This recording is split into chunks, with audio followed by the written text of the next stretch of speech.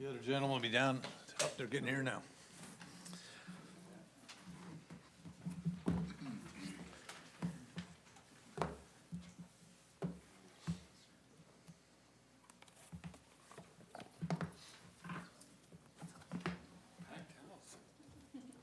Yeah, big crowd.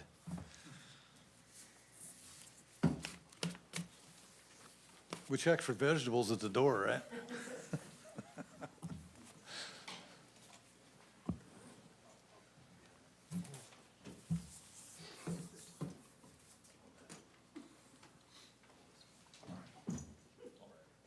What's that? All set. You ready?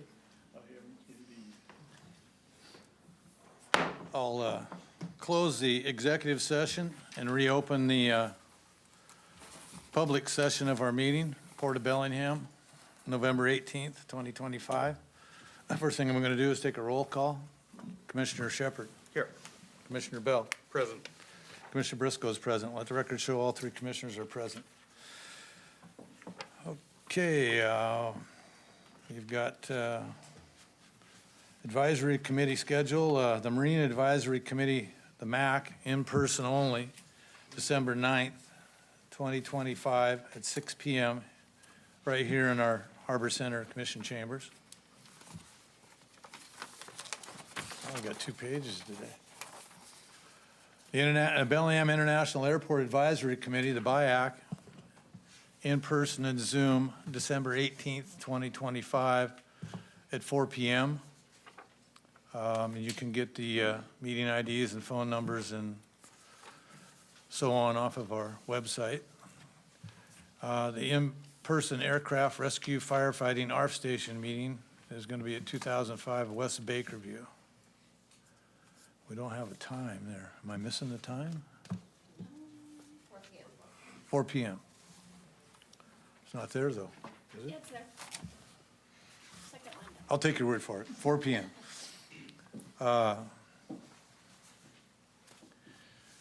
We've got a 4 o'clock public comment scheduled now. The Port of Bellingham values the public comment it receives during its commission meetings. In order for the commissioners to listen with care to the views of the public, we typically do not engage in a back and forth dialogue with commenters during a meeting. The Port's general process is for the executive director to follow up on comments and questions with staff as appropriate. If any additional reporting to the commission is needed, the executive director will include that reporting at the next regular scheduled commission meeting during other business. In the event that the commission believes that a public comment raises a policy issue rather than a staff level issue, the commission may request that the issue be on an agenda item for a later regularly scheduled commission meeting. We have 2 public comments periods, one at 4 p.m. and the other at the end of the meeting. Out of respect for everyone who attends the commission meeting, each public comment period may be limited to 15 minutes total. Speakers are asked to keep their comments to less than 3 minutes. Please feel free to submit further comments in writing or email, either one. So, we have 3 people, I guess, signed up. Peter Arkison, is that how you said it? That's just close. My name. All right, thank you. Pardon me. Please identify yourself and where you live, please. My name is Pete Arkison. I live at 1722 Sun Up Loop, Bellingham.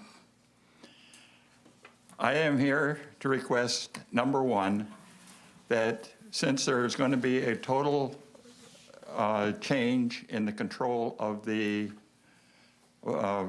commissioners, we're going to have only 2 of the previous, we're going to have 3 new ones when the dust settles. 1 has been elected, 2 more are coming. To really give those people a response of what the people of this county are wanting and so forth, all matters should be put after the election of the second and their seating. Number 2, the people that have worked for the county or for the port in the past, professionals of various sorts. For whatever reason, a lot of them have been, whether they're present or not, have not done well to the county and the port.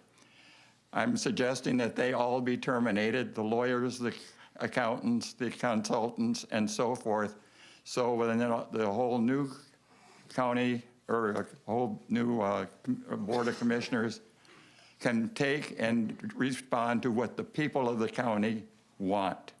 And they want new government, they want new ideas, and it's the only way that is you get rid of the advisors and take the new people that are showing up and let them bring forth the new ideas and give life to the port, something that it hasn't had for years and years. Thank you. Thank you. So the next person, I believe, is it Adelaide Abernary? Is that how you say that? I'm sorry. Yeah, that was pretty good. Okay. I've had it butchered so many times. You got it pretty dang close. Could you state your name and where you live? My name is Adelaide Abrahami. I live on 903 North State Street. I actually walked here, pretty close by, so that's lucky. I'm here to comment on one of the agenda items for the consent actions, specifically the one regarding the the feasibility study using the cruise terminal for cruises to Alaska. I'm asking a question that I don't expect to be answered today. Regarding the environmental impact of the cruise terminal, I noticed that there was a feasibility study seeing how the terminal could be used for small-scale cruises. I know that this is a big thing for the local economy, and that would help small businesses regarding, how many people come in and do the cruises. I know that there's a lot of other issues worldwide regarding the environmental impacts of the fumes that the cruise ships give off. So I'm wondering if that is a part of the feasibility study of is this going to be helpful with the local waterways, if this is going to be an impact on the environmental aspects of all of your other parts of the road. I noticed there's a lot of renewable energy kind of things going into this new system, so I just wanted to make sure that was included in this new feasibility study with the large-scale corporation that is now being commissioned to look at our terminal as a possible Alaskan marine highway stop. Thank you. Thank you. Could you leave us some contact information so that we could get those answers to you? Because we don't have that on the sign-up sheet. Yes, I can email. I can also just send an email over. Okay, very good. Thank you. Okay, the last person signed up is John Survey. John Survey, 1609 Mill Avenue, Bellingham. One quick question before I start.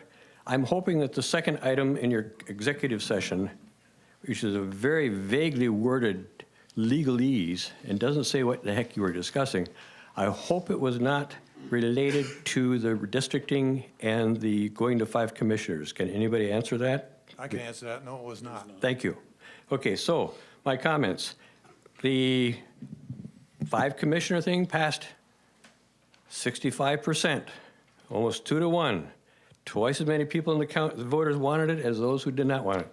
And we're all expecting, I worked on this a long time. I spoke to the legislature 30-some years ago for this when Harriet Spinell put it forward and testified down there, and we tried to petition back then. The Mellick's ridiculous 2012 expansion was terrible, and it barely was defeated. But you put forward a decent one this time, and the people said yes. We want good decisions from our Port Commission, and with 5, a normal port, we hope and expect we will. Now, here's my thoughts for tonight. You have 3 big things. You're going to be doing the redistricting. What the people want, and it's because we voted on this stuff, the county charter stuff, as to how we want to elect our county representatives, and you should follow that. First of all, use the 5 county council districts exactly as they are. They are legitimate, legal. Despite what legal counsel is telling you, you need to get some other legal second opinions, because those you can adopt. You don't have to spend $100,000 or $200,000 or $300,000 and waste the taxpayers' money finding out the same thing. 2, the commissioners should be elected in the primary. It should be district-only voting.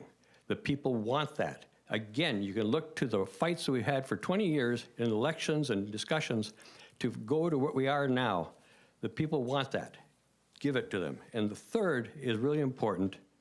Number them exactly the same as the county districts are now. So that somebody in County District 1 isn't County District 1 for their county council representative, but Port District 3 for the Port Commissioner. That's crazy. The whole idea is to make it easy and straightforward for the voters to understand who they're voting for and who's representing them. Now, you're being told by Counselor that there's laws in the state that you can't do this and you can't do that and you can't renumber it. Yes, you can. You three commissioners have the total power to decide the numbering, what they are, what you want, and how they're going to be. And anybody who tells you, go get other legal advice. I will be on this for the next 2 months, and I'll be on it on December 9th. You guys can do that and do it right. Let's do this good. The people want to be able to elect their port commissioners. You know, we had as many bad decisions in the past, 30 years ago, which caused the state legislature to allow us to go to 5 commissioners.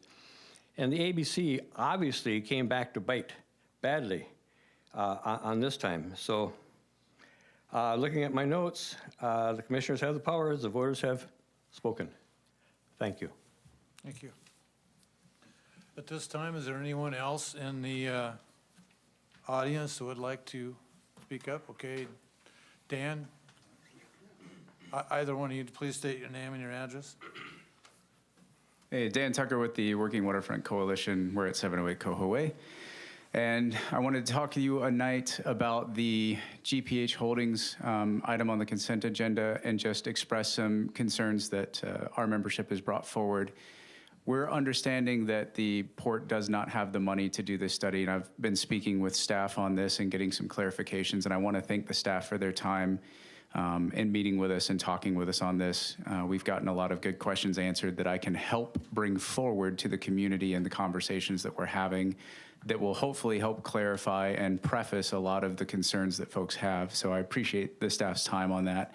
But I did want to state that we are a little concerned over GPH having the exclusivity and having the leg up and what might be a follow-up RFP process to this feasibility study at the end of the 12-month period. And what it looks like to us, and I am free to be corrected by staff or by you, is that at the end of this study, if an RFP went out and we did not go exclusively with GPH, they would essentially have the answers to the test in advance for anyone else that was responding to that RFP, and that does not necessarily tell the story of a fair and level and transparent and public process. So what we would like to have out of this process is at the end of this study, have those results be publicly presented, which I think we've seen indications is possible, so we would like to see that, as well as make that data available, what is handed over to the port, to the RFP, those that respond to it, so that they can start with a level playing field. The way that I am to understand it, the information that comes from that study would be used to evaluate the potential proposals. So, for example, if a pier was going to be X amount of dollars and a proposal came back for way more than that, it could be seen that that proposal is out of line with what it would actually take.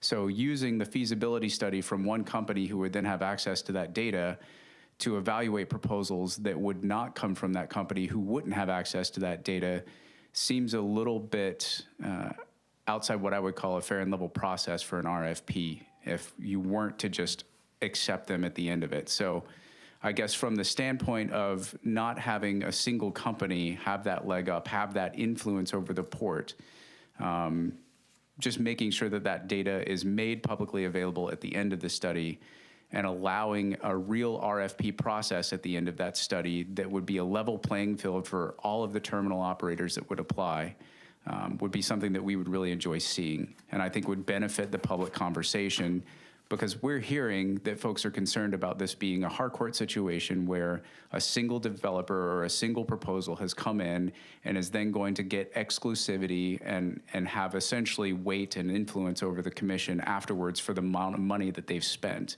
So I think telling the story of how we're going to mitigate that concern is going to be very important. And that's one way that we see you could do that. Thanks.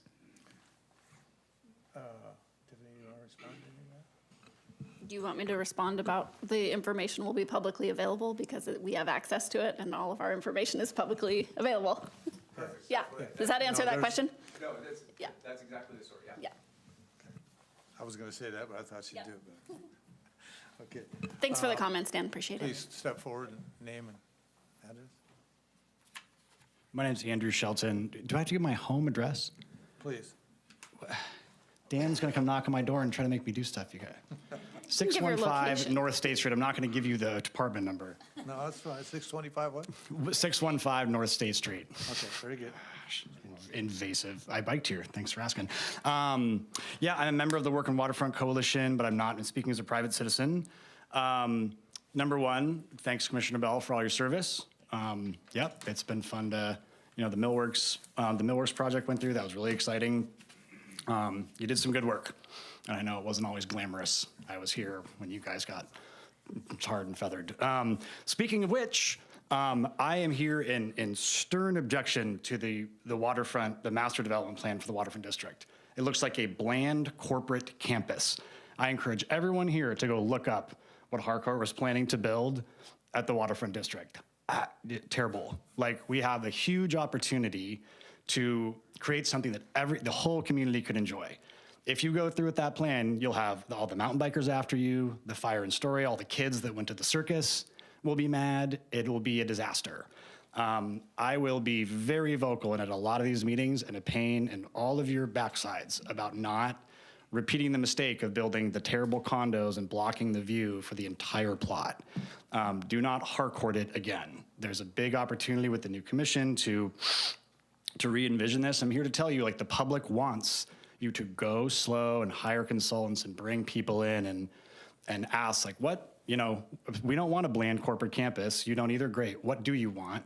There's plenty of acreage down there to have a park, have a fish market, have a concert stage, have housing and retail that's increasing the tax base. Please do not go through with that plan. So you'll be seeing me again real soon. Like I said, everyone, please look it up. I'm not making it up. It's terrible. It looks like the Facebook campus in San Jose. It's just these bland buildings with no public space. So that's my bit. Thank you again, Ken. Thank you. Anyone else wishing to say anything at this time, please step forward. Good afternoon, Port Commissioners. My name is Dylan Dean Boyle, President and CEO at Bellingham Whatcom County Tourism. I am here to comment on consent agenda C for the feasibility study for the cruise terminal. We, as Bellingham Whatcom County Tourism, express support for the port's initiative to study the feasibility of accommodating additional passenger vessels. In our opinion, the cruise terminal is a vital gateway, obviously, to our region, and there are some great benefits to be gained from this study. First, of course, obviously being economic impact. Each vessel, additional vessels will create local jobs and support our local businesses, which of course right now have been hurting with the lack of Canadian visitation, of course. Also, the transportation aspect of this I don't think can be understated. It's a really underutilized resource, and not only will we inspire new visitors, but also increase transportation at our other hubs like Amtrak and Bellingham International Airport as well. And I also want to note, too, that the proposed study emphasizes collaboration with local stakeholders, ensuring that growth is sustainable and aligns with community values and priorities. So we hopefully look forward to working with you on that, and thank you for your leadership in advancing this important initiative, hopefully. Thank you. Thank you. Anyone else wishing to speak about anything? No one? Okay, we'll close the public comment period and move to our consent agenda. Tracy, if you please. Motion to approve consent agenda items A through H. Mr. Shepherd, do you have any questions? Yeah, I wanted to just talk about C, since we've had a couple questions on it. I kind of thought this one should be an action item from the start, just because it has a kind of bigger impact and bigger visibility for us. So I wanted to just have a couple questions, and I don't know if Tyler or Tiffany would be best to We can certainly speak. remove it if you want from that, put it on an action item at a later date, like next meeting. I'm okay with it staying here. Just having some questions. After, as long as we are able to have some discussion. Sure. Is that okay with you? I'm fine with that. Okay. So, Tyler, maybe you could address a couple of the questions that have come up so far. You know, we had a question about, you know, are we considering environmental impacts in this? Is this going to be private information, or will the public be able to have access to the findings? And maybe just reiterate the binding or non-binding nature of it, which to me is an important part of the idea behind this study. Yeah, thanks, Commission. Tyler Schroeder, Economic Development Director. Both really good comments that we heard today, and we've heard some other support and also just questions in the last week or two as we presented to the Port Commission 2 weeks ago, and there's some good articles in the moving forward in the Cascadia Daily and others about the MOU that the Port Commission is considering for Global Port Holdings to do a 12-month, 15-month feasibility study.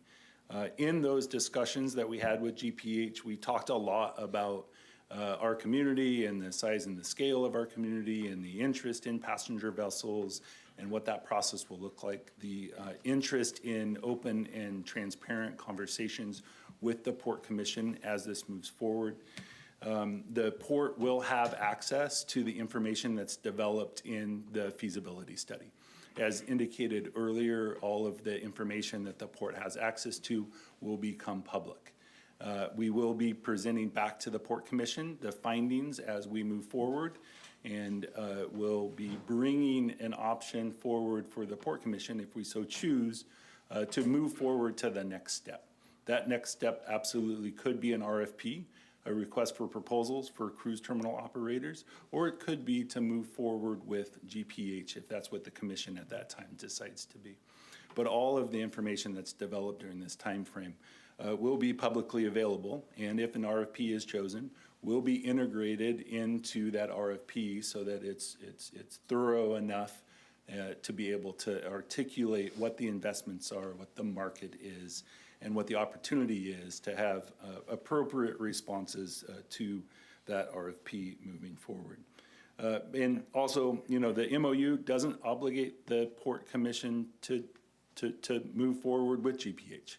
It really is feasibility, and the indication about the environmental review, that'll be work that will be discussed during the feasibility so that we have an understanding of what capital improvements or infrastructure is associated with it. But really, it's likely work that happens after the feasibility. We have to do additional stakeholder work. We'll have to do environmental permitting and SEPA review associated with that, the transportation impacts, if there are some. And so this feasibility study is for a market demand. What cruise ships, vessels, what region areas, Alaska, Salish Sea, what size with that limit to small to medium. If we determine there's a market, what's the infrastructure improvements? There likely will be in-water work to be able to accomplish that, which requires the environmental permitting and that process. And then also the additional stakeholder outreach to the Lummi Nation, to the City of Bellingham, tourism, the whole community kind of moving forward. So the comments are great to hear. We know that there's going to be interest in this. And we've thought through a lot of that, and it's included in the MOU as we've acknowledged what the relationship we want to have with GPH to do this feasibility study while not getting too far out ahead of the process and the community dialogue. Okay, good. And, you know, I think what we've tried to be clear with, you know, this organization is that these are the conversations we're going to be having. We're going to be talking about community impacts. We're going to be talking about traffic. We're going to be talking about shore power and connecting to clean sources of electricity while you're at port and not running your smokestack 24/7 while you're here. We're going to be talking about environmental impacts at large. We're going to be talking about consultation with our tribal partners. So I think we've tried to be clear with the organization up front that these are the parameters of that discussion. And if you want to be having this conversation with us, you should at least know what we're going to be talking about. And the, you know, this will be a non-binding agreement. And even if they came back and said, well, the only market feasibility is the biggest ships out there, that If that that's what the exists. market finds, that'll be presented back to the commission, and the commission will have every decision to make about moving forward or not. Yeah. So that information on their findings will come back to us in a presentation, which I hope the public will participate in and hear and be able to understand, so that we all kind of are able to hear those impacts together and then make decisions at that point. Correct. That's how I envision the process, and I think our staff has done actually a really good job getting us there. Go ahead. I have one question to add into this. The folks that are gonna do the feasibility test, can you give us the average size of their vessels? Because I know there's a lot of people that are thinking these things are gonna be massive, that's all that's coming, but I don't think that's the case. Yeah, And I don't think that would be the case for the other companies that may be interested as well. yeah, over the last few months, couple of weeks, I've realized that everybody has a different perspective on small to medium cruise vessels. And currently, the Alaska Marine Highway, Columbia MV's approximately 500 feet long.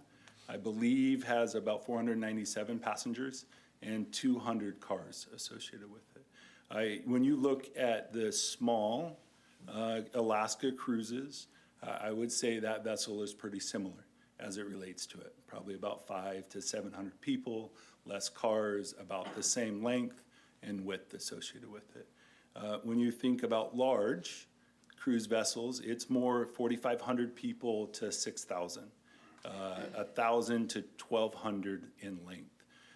As we're just now going in with more information coming back from the feasibility and the market, when you think about medium, we're at about 2,000 to 2,500 people. That length is around 800 feet long. And the width and draft is similar to the Columbia. So when we're thinking currently, and it's gonna be informed on small and medium, it's the size of the Columbia, the Alaska Marine Highway, and then also kind of up to 2,000 people, around 800 feet long associated with it. So as we're doing our research and seeing what is in the Alaska cruise, without having a lot of knowledge of the industry, that's what we're kind of indicating going into this.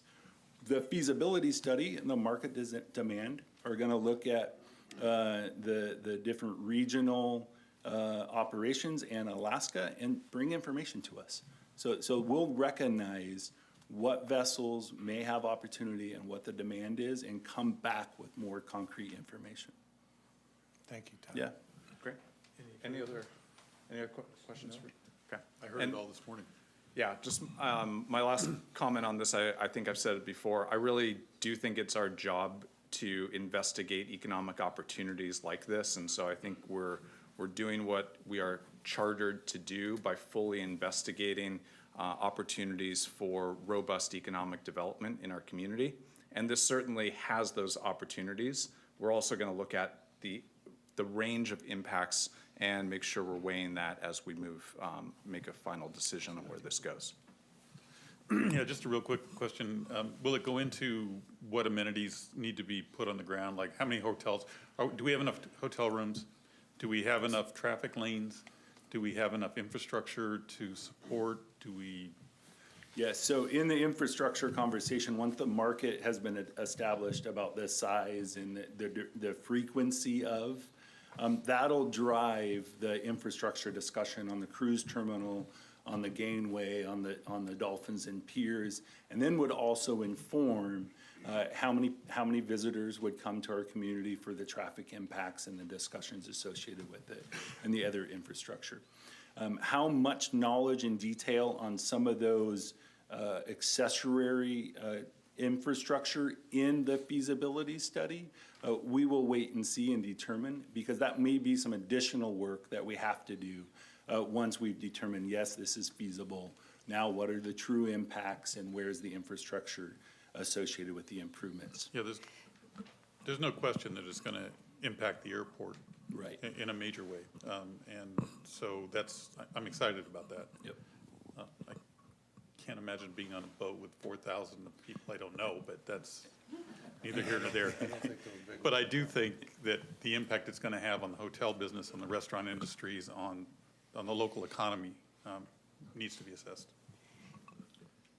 Yeah, I just, great feedback, and we're really appreciating hearing that feedback. I've been talking to folks about this as if this is the starting of the data gathering, and we don't have an emotional tie essentially to the data. Give us the data, and then we'll go forward and do the rest of the work that needs to be done associated with the traffic in the city and what the community wants to see in their area. So the mayor gave some really great feedback during the Fairhaven planning, where she said you're gonna have to really explain that this is just the start of it. It's just, you don't take the first car that somebody tries to sell you. That's where you begin your research. So appreciate the feedback. Keep it coming. One more thing, Tyler, if you would. These folks came to us, right? They did. Yeah, I just wanted to make that clear that we didn't go out and solicit this particular company because we're hearing things about Harcourt, but we're way past that. We're doing things different these days. And this company approached us and offered to do this, pay for this feasibility. So it wouldn't be very smart for the Port of Bellingham to turn that down because they're quite costly. So we have no ties to them other than that they came to us and offered to do a study, so. And we believe we've protected the commission and the community's decision how to go forward at the end of the feasibility. Thank you, Tyler. Any more questions? Yeah, more on that? Okay. And Any questions on anything else? I just had a comment on E. I'm really excited about the work Beardon is doing, but I realize, I recognize that we did an internal review of some of the underlying process, and we didn't follow all of our 1106 process in the past when this was agreed upon, and for how the subleases worked, and for in particular, piece 1. And so I think our staff has heard from us. I think we've are able to learn from that going into the future. And I just want to make sure that we're tightening up that 1106 process going ahead, so that we are not in challenging situations next time around. Okay. Yep, thank you. You had the same two I did, and I'm going to go on E and just discuss for a moment. It is on the consent agenda, but the incredible work that Beardon is doing and the incredible work that they're going to bring to the table cannot be underscored, and I think it's a tremendous opportunity to create jobs. But it really, from my standpoint, underscored the need for us to work in earnest as a commission to facilitate workforce training and make sure that we're doing our part to get them a workforce that they need, because the only thing that's going to hold Beardon back, as well as All-American Marine, is finding a qualified workforce to do the work that they're doing. So, thank you.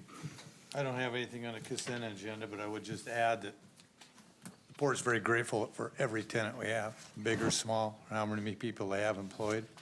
We appreciate all of our tenants because they're what makes the economics of the Port go round. So thank you for being here, and thank you for working with the Port. So I have nothing else. Anything else? We'll move forward with the consent agenda. Tracy, if you please. Motion to approve consent agenda items A through H. Commissioner Bell. Yes.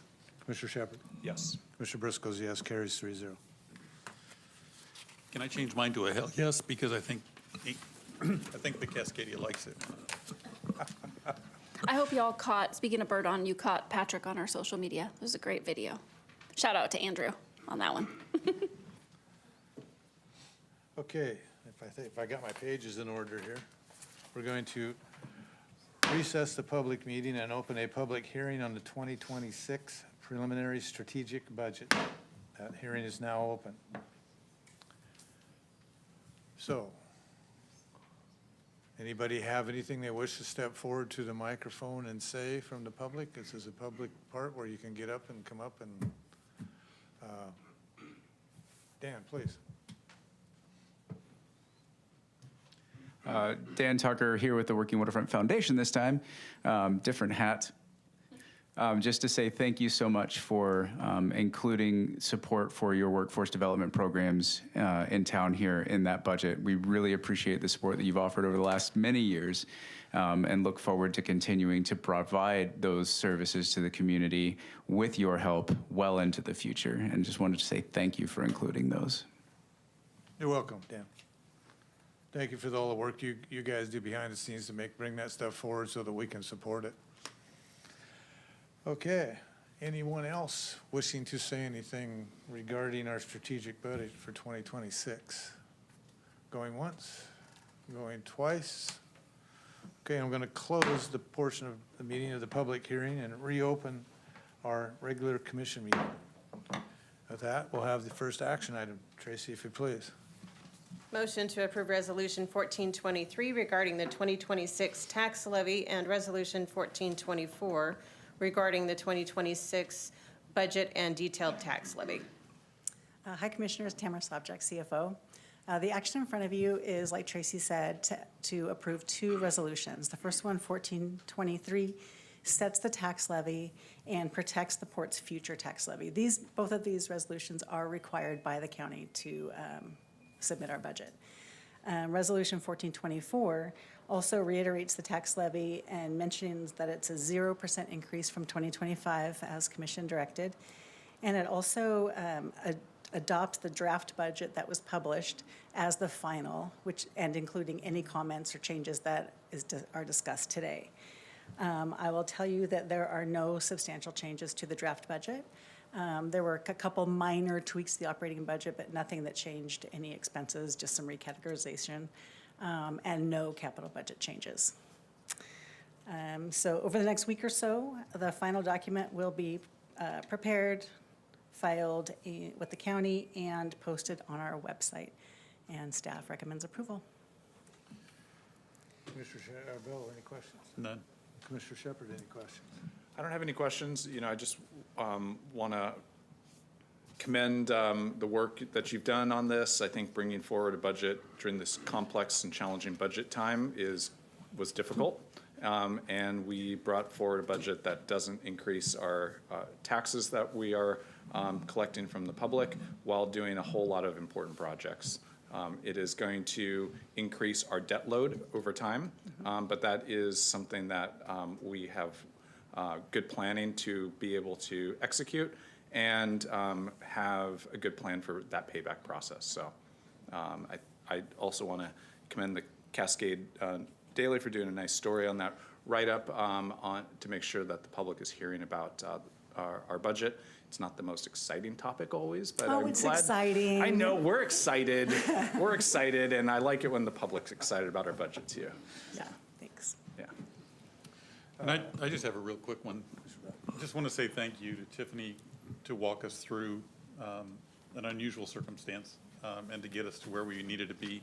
The commission did a couple of things this year in the budget process, and that was we really narrowed it down to the top 3 priorities that we wanted to focus on. And it was an unusual step, but we really said in the process that we wanted to finish some things and fund them completely so that we could actually check a couple of boxes off and remove them from our to-do list. And you did an amazing job, the two of you, of working through this and to get us a budget that took the direction from the commission.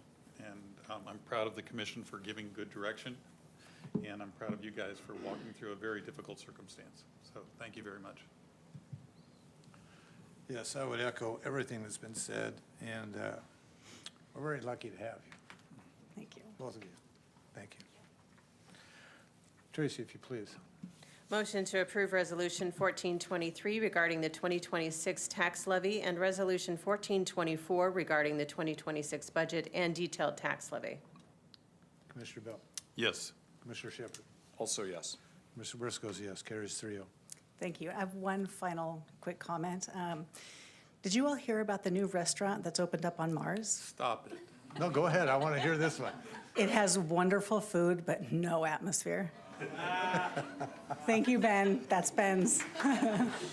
So, but I got one for you. Did you find that pack of money tree seeds I left on your desk for you? No. Darn it.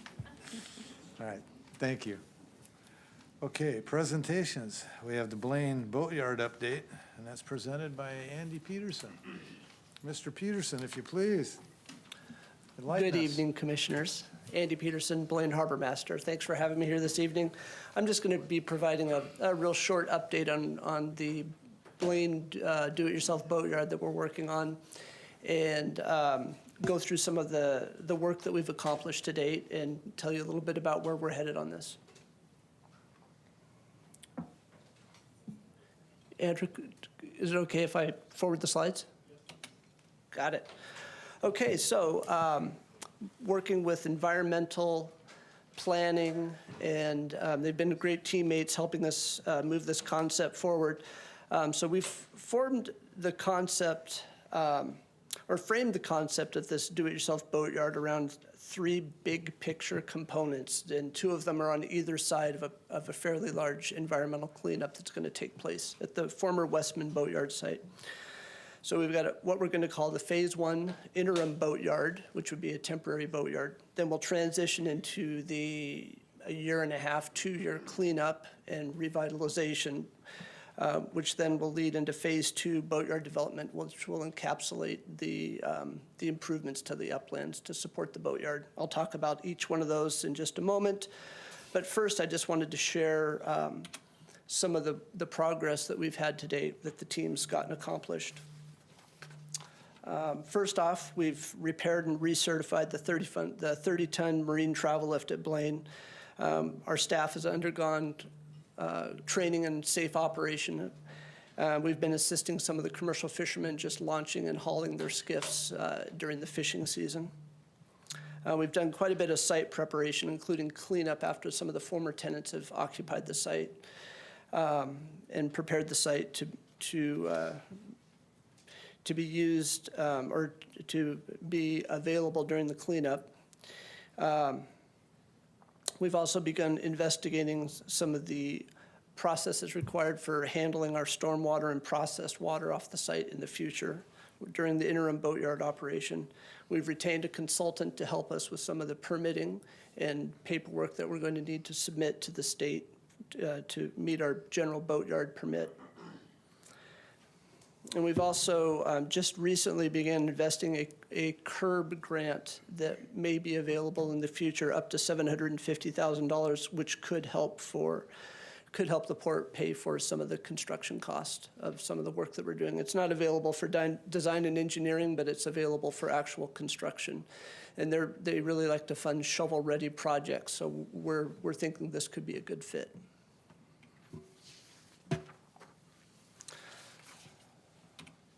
So moving forward, I'll talk about the 3 components of this. Phase 1 would be our interim boatyard. We're currently working with the City of Blaine, coordinating with them, sharing our vision of what the boatyard, this interim boatyard, is going to look like, and working with them on a pathway for permitting to get this thing fully funded, or not funded, but permitted and permits in hand, so we can move forward with some restoration and repair work. And we're also investigating the boatyard general permit.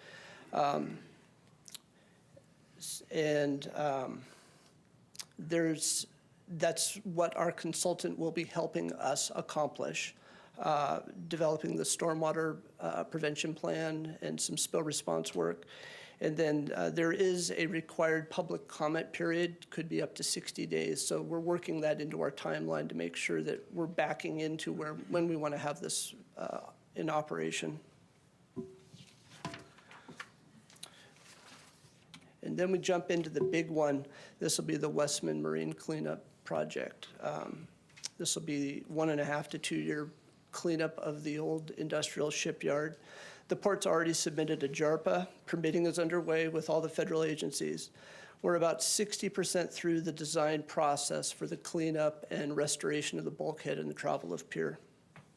We anticipate bidding this work in spring 2026, and we anticipate having construction starting sometime in August 2026, so it's coming up it would be this next year, which is in our capital budget.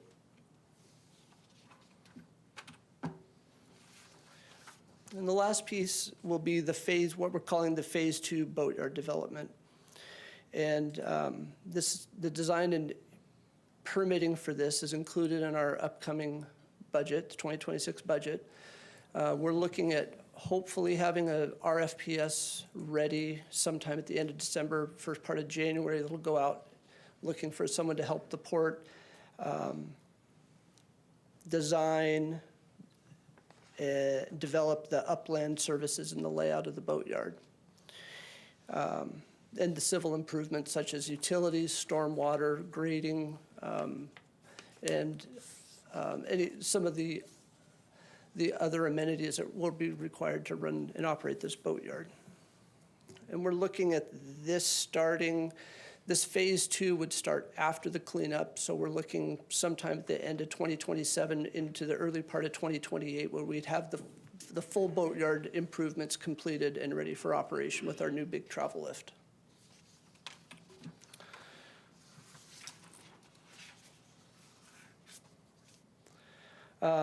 So once again, that Phase 2 boatyard work would include the floats, gangway, wash pad, utilities, grading, stormwater work, all that stuff that we would actually need to operate a big boatyard.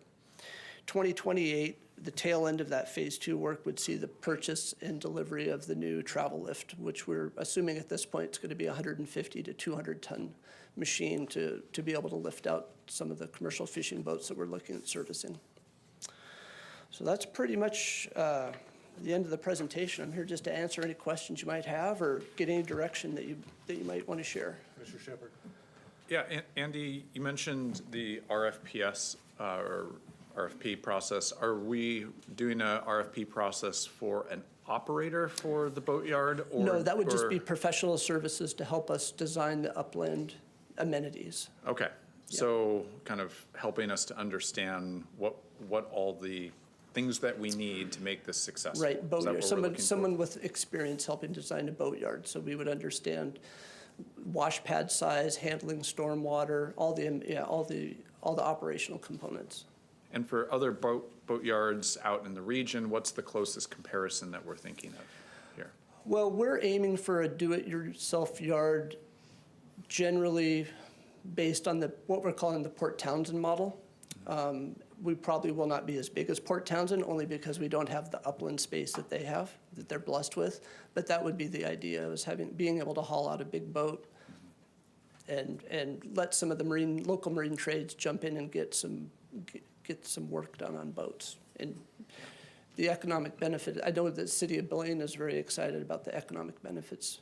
Yeah, and about how much upland space do we have to provide to work with here? So that picture right there, I put a red line around the upland area that we're looking at right now. And that would be subject to commission direction, of course.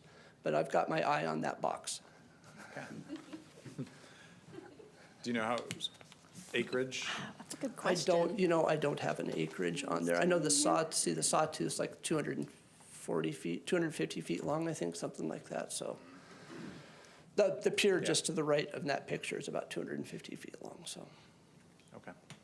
And the travel lift would go in the footprint of the existing, what used to be the railway there? Right, that's the idea at this point. Somewhere on that bulkhead, we would have a 150, 200-ton travel lift in addition to the existing 30-ton travel lift. Oh, we would keep both? Yeah, we'll keep both travel lifts, absolutely. I think that shows on that other slide, right? Yeah, you know what it does, sorry, right there. Yeah. Yeah. Commissioner, that slide shows Got it. kind of layout. It must be about eight acres, I think, isn't it? I don't Looks like know if about it's 8 that acres big. to me. We'll find out. I'm That's a good sorry, I don't question. know that. I'm trying to compare it to another port area, but. Any more questions? Commissioner Bell? No, we had a chance to talk to the city of Blaine, and they're ecstatic about the work that we're undertaking here, and the fact that we prioritize them, so. That's awesome, we Yeah. appreciate that support, yeah. Yeah. We're all excited about it, Good partners. yep. Okay, I've got some suggestions. Hold it. Oh, I can just watch the replay. It's not a big enough tin, there's not enough ink in it. So we have a very good model at Port Townsend, we all know that. The thing that concerns me is we're gonna spend money to find things out that we can probably just go down and staff can talk to staff. Port Townsend Harbor, Port of Bellingham Harbor, we sit down and talk and get the general layout. I'd hate to go spend a whole bunch of money when there's already a working model. We're just gotta bring it down in size just a little bit. So I would strongly suggest that we talk with them before we go out and hire consultants to see, what we really need or who we need. I know that we've spent some money up there in the past, not on this project, but with consultants telling us how to put roads or what we should do, and ended up with exactly the same road configuration that had been there that didn't work. So I'm really skeptic of going out and asking somebody else that doesn't have a boat yard first. I'd like to entertain the folks from Port Townsend and then maybe move on from there. That would be my suggestion. Other than that, it's pretty exciting. We have a shortfall of places for folks to work on their boats. We've had one of the reasons that I pushed really hard for this, and I'm glad my fellow commissioners, saw the I don't know if you call it greatness, but the worth in it, that we run this ourselves. The problem we've had with that shipyard in Blaine since Westman's left there is stability. We've had a couple of different people and they don't take care of things, and it's hard to take home something to put in the bank account and maintain a property and give a decent rate to a person with a boat so they can work on their vessel or tools. So we've seen Port Townsend. I mean, I was at Port Townsend in 1992 with a boat, so it's been going for a long time. The port has always managed it. It's been a very good yard. So I'm excited that we're going down that road, and we're actually going to have a yard on the north end to service the people of Semiahmoo, White Rock, and also Vancouver with their boats that will come there. So great job, Andy. Keep up the good work. Keep forging ahead. Will do. I will share that I've had quite a few phone calls from our local marine trades that are interested in how to get their foot in the door. They're excited to come up and be able to work in Blaine, so. I have one comment. I'm really, really excited about this project. I think the port has an opportunity to really be an anchor on that industrial area, really support the marine trades. And I know staff is excited to help operate it. So this is a really exciting project, and thanks to the commission for dedicating the funds there. So for those marine trades kind of operations, they would be able to be contracted by an individual Absolutely. boat owner Yep. to come in and do that work. So either people could work on their own boat That's if correct. they had the ability, or they could hire out that expertise. Right, And exactly. then generally a percentage comes of whatever's spent on a boat. There's a fixed percentage that comes off of that work that goes to the port. Yeah. So it isn't just, hey, come on down and work for free. There's, Right. and of course they have to be bonded and insured on Yeah. our property. So we would have kind of an approved list of marine service providers. Right. That met our criteria, and we had kind of an agreement for insurance and other purposes. Right. Yeah. Exactly. It's exactly how it would work. I think this is really exciting. The port we have an obligation to be accessible to more people than sometimes private industry does. And this is a real opportunity for us to provide that. The trickle-down effect to the city of Blaine, a lot of people don't quite understand. When you show up with your 58-footer and you've got a crew of 5, and you've got to spend, I don't know, a week there. Okay. I don't cook breakfast, I don't cook lunch, and I don't cook dinner when we're in the yard working on a boat. We go uptown, lunch, breakfast, dinner. That's where we go. Most of the times, depending on the work on the boat, the guys aren't staying on the boat, so you're going to be in a hotel, get a hotel for the crew. You get a couple of rooms or whatever. And then, depending on where you're going, you're going to supply up out of the grocery stores there. I mean, there's quite a trickle down from a shipyard to the surrounding area. It's very good. Plus, you're going to put our local people, our people to work, our business people. Whether we build something up there permanent for them to work at them, or whether they just bring their trailer or their work truck or whatever. You put a lot of people to work. Yeah. Maybe we'd even get a supply store. Yeah. Well, that's my next thing, because I want that restaurant on the roof of the big building, so you can go all the way around, look all the way around at all the nice views. And then downstairs is your marine trade stores and your work areas. That's my vision for Blaine to make it happen. I like that. So, but the shipyard is quite honestly the key to get that revitalized around there. And our fishing is coming back significantly, so it's been getting better all the time. Enough of my spiel, Andy. Thank you for your report here, and Thank you. Commissioner Yeah, I Bell, appreciate any more your support, questions? Commissioners. Thank you. Thank you. Thanks, Commissioner Andy. Clifford, any more questions? Thank you. Thanks, Andy. Let's see who, social media presentation by Stephanie Wiley. Now she's grinning already. It must be a good one. Of course it's a good one. We're talking about social media. Good evening, Commissioners. Stephanie Wiley, Community Outreach Manager for the Port. Yes, here to talk about social media. So recognizing that not everyone is as chronically online as the social media team or as in the weeds of social media, I want to start off with why social media is an important tool for a government entity to invest time and resources into. So to start off with some stats, we know based on a Global Web Index study done this year in 2025, 63.9% of the world's population uses social media.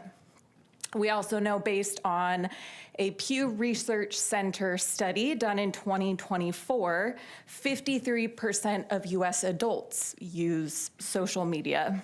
And we also know based on that same research, 2 of the top reasons that people go to social media are to get news about the world and about their community and to get information on brands, businesses, and organizations. So we have this opportunity to really connect directly with our community by presenting the right information that they want to hear from us.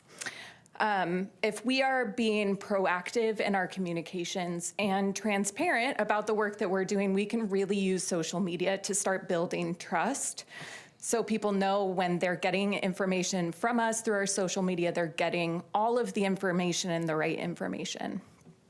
There's also an opportunity with social media to have community conversations. So it's not just a one-sided thing where we're putting out a notice and we're not hearing back from people, but with social media, we can get comments, we can get sentiment, how are people feeling, what questions are they asking? So it can really be a full conversation with our followers. And then of course, social media can be a really key tool for crisis situations.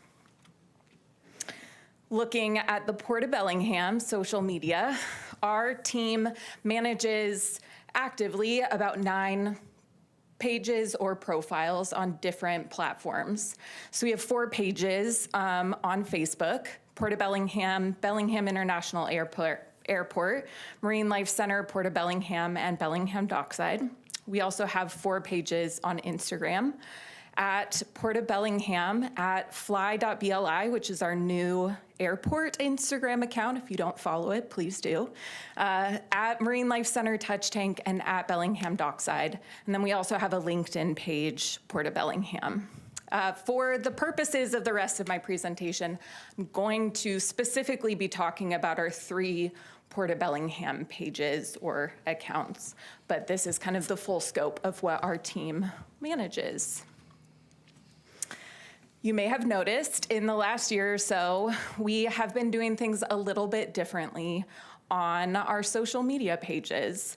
Our team annually attends the Government Social Media Conference, which happens every year and is specifically for communicators running social media accounts for government entities. So that could be local government, a state government, or a federal government. It's a great opportunity to learn from other government entities that are doing things really well, and get updates on new policies around social media and how that affects governments. And out of that conference, we really started thinking about how we can effectively use, I went too fast, effectively use social media as a communications tool. We also attended last year Digital Day, which is a one-day conference for Washington State government social media communicators. Andrew Silverman and I went to a session that WashDOT, Washington State Department of Transportation, put on. If you don't follow them, you really should, because they're doing social media really, really well. They're well known for their like hand-drawn maps that are quite hilarious, but get out the information they need. And in that session, they talked about defining your voice. And what they talked about with that was finding 3 words that really define what your voice is on social media and using those words to be consistent so that when someone sees your post on your social media pages, they know it's, okay, that's Port of Bellingham's post. It's consistent with the rest of their posts. So we did a bit of an internal survey for our community outreach team. We asked people for feedback on what do you think our voice should be? How would you describe the Port of Bellingham on social media? And from that, we came up with our 3 words, which are approachable, helpful, and connected. So everything that we're doing, we're trying to do through that voice. Another piece of our strategy that we really have leaned into is humanizing the port. I think it can be really easy for people to look at the port as just an entity, but we are a government agency. Man, I keep doing that. Sorry, keep that away from me. We are a government agency made up of people living in this community. So we really wanted to show the people doing the work of the Port of Bellingham, because that also starts to build trust with the organization when you see the people doing the work and not just a faceless government entity getting the work done. So that was the other piece that we leaned into. And then the third thing that we leaned into was video. People often say a picture is worth 1,000 words, but just a still picture with a caption leaves out a lot of information and leaves a lot of room for misinformation or for questions. So with video, you can answer a lot more questions. You can get a lot more information across, and it is a lot more engaging for people. So on this next slide, I do have an example of one of these videos that we put out. We started our Port 101 series, kind of teaching people about the basics of what we do here at the port. So we started with our Port 101, and then we did Budget 101, and then Shipping Terminal 101. So we're gonna watch this just kind of, again, as an example of what we've been doing under this new strategy. The Bellingham Shipping Terminal has been a gateway for industry, moving goods, creating jobs, and connecting Whatcom County to the world. Today, it's honoring that legacy while preparing for what's next. But let's look back. Decades ago, this terminal handled the essentials of a growing economy: logs, lumber, paper, coal, and aluminum. It was the lifeline for producers, shipping everything from timber to canned goods. Fast forward to today, and the terminal is starting to buzz again. Right now, local wood chips from Sierra Pacific are rolling in, about 6 truckloads a day. They're stockpiled in warehouse too, and once we hit 4,500 tons, they're barged to Vancouver Island where they're used for pulp and biofuel. We're moving local resources to regional markets. Soon, Granite Construction will begin importing aggregates to be stockpiled at the Bellingham Shipping Terminal. From there, it'll be used in community projects by local contractors and community members. But here's the deal. Every new cargo opportunity is thoroughly vetted and reviewed by our dedicated cargo review panel. This team carefully examines every detail of a potential BST customer to ensure alignment with our values and standards. Before any cargo is considered, it must meet the requirements of every port division. We're making sure that the cargo coming through our terminal reflects the voices of our staff, our partners, and our community. Meanwhile, these upgrades are nearly complete. The new dock now boasts a deck strength of 1,200 pounds per square foot, strong enough to hold our mobile harbor crane. We've got 32 feet of depth today, with plans to restore to the full 35 feet of operational depth soon. And new stormwater systems are in place to protect Bellingham Bay. But why does this matter? Because a working shipping terminal means family wage jobs for longshore workers, for truck drivers, warehouse crews, and logistics companies. It also means new opportunities for local businesses to reach global markets and attract industries like renewable energy. Every ship that docks here supports a network of jobs across Whatcom County. These improvements position the terminal for autos, equipment, bulk cargoes, and even containers, industries that will define the next generation of trade. Every upgrade means more family wage jobs and a stronger, more diversified, and more resilient local economy. From paper and aluminum to clean energy and modern cargo, we're witnessing the revival of the Bellingham Shipping Terminal unfold before our eyes. To learn more about BST, visit portofbellingham.com.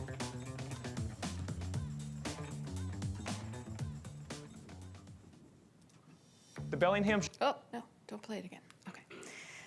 The next piece of our new strategy was how we are engaging besides just the posts that we're putting out. So before we implemented this new strategy, we had a bit of a set it and forget it kind of style on social media, that we would post something, but we didn't really go back to it and see what people were saying or engage in the comments.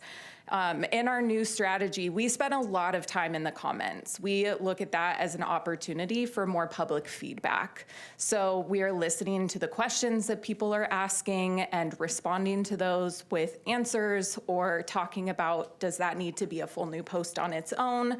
And we're also responding to a lot of comments. We want to encourage the engagement within our comment section on our post, because again, you're creating that community conversation.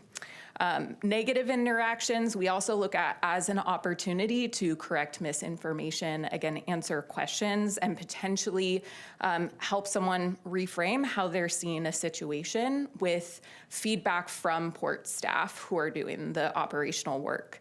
I will note that we do not hide or delete any comments on our social media pages unless they violate our social media policy, which is on our website and then linked on all of our accounts.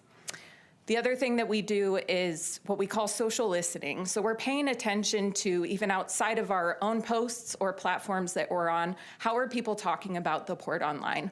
What is the sentiment? What are the questions that they're asking? Because again, that's another way that the community is asking us for the information that they want. And we look at that as a social media team and say, how can we answer those questions? How can we respond to that? What information can we be providing? So let's talk about numbers. Here on this page, I have our current follower count alongside our follower count from last year, kind of before we started our strategy.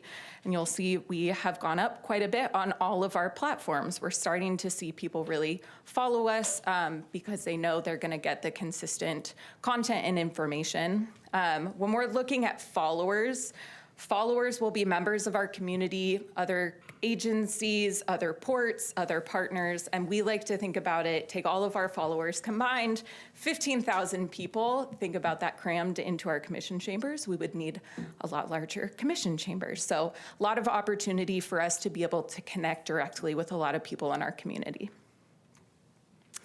The other thing that we're looking at when we're looking at engagement is not just how many people are following us, but who is seeing our content and how are they engaging with our content. Sometimes we know the posts that we do on social media, people may be a little confused as to why we're doing a silly post, pretending like we're in a movie shot by Wes Anderson. But there is a method to that madness. We talk about it as the fruits and the vegetables. People really enjoy the fruit. They're very sweet and delicious. So they pay attention to our fruit content, but we want them to stick around for our vegetables. They're getting that like nutrient dense information about Port of Bellingham work. So here we have some behind the scenes look at 3 of our posts. This first one, you can see this was a trend that was going on. Your child might be texting the port.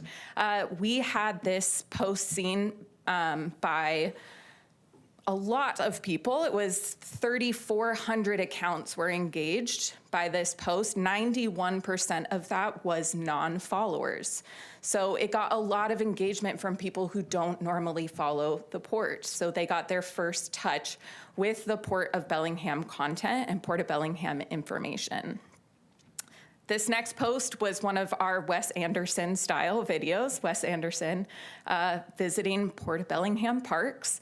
We got a lot of likes, shares, and comments. Likes are great. We love it when people like some of our content, but the more important pieces that we pay attention to are the shares, comments, and saves. Shares means that they really like the content. They thought somebody else would want to see that, so they got it to another user of social media.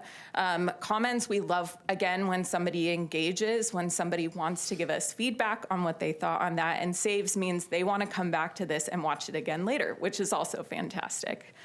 And on this last post, this was our Wes Anderson bloopers video. We posted this when we hit 5,000 followers on Instagram. And with this post, the big number for us on this was we got over 100 new followers just from sharing this video. So it's these things that people don't always understand why we're doing these more silly or fun videos, but they're making a difference in terms of who is seeing our content because they've interacted with some of our content, so they're going to see more through their feeds.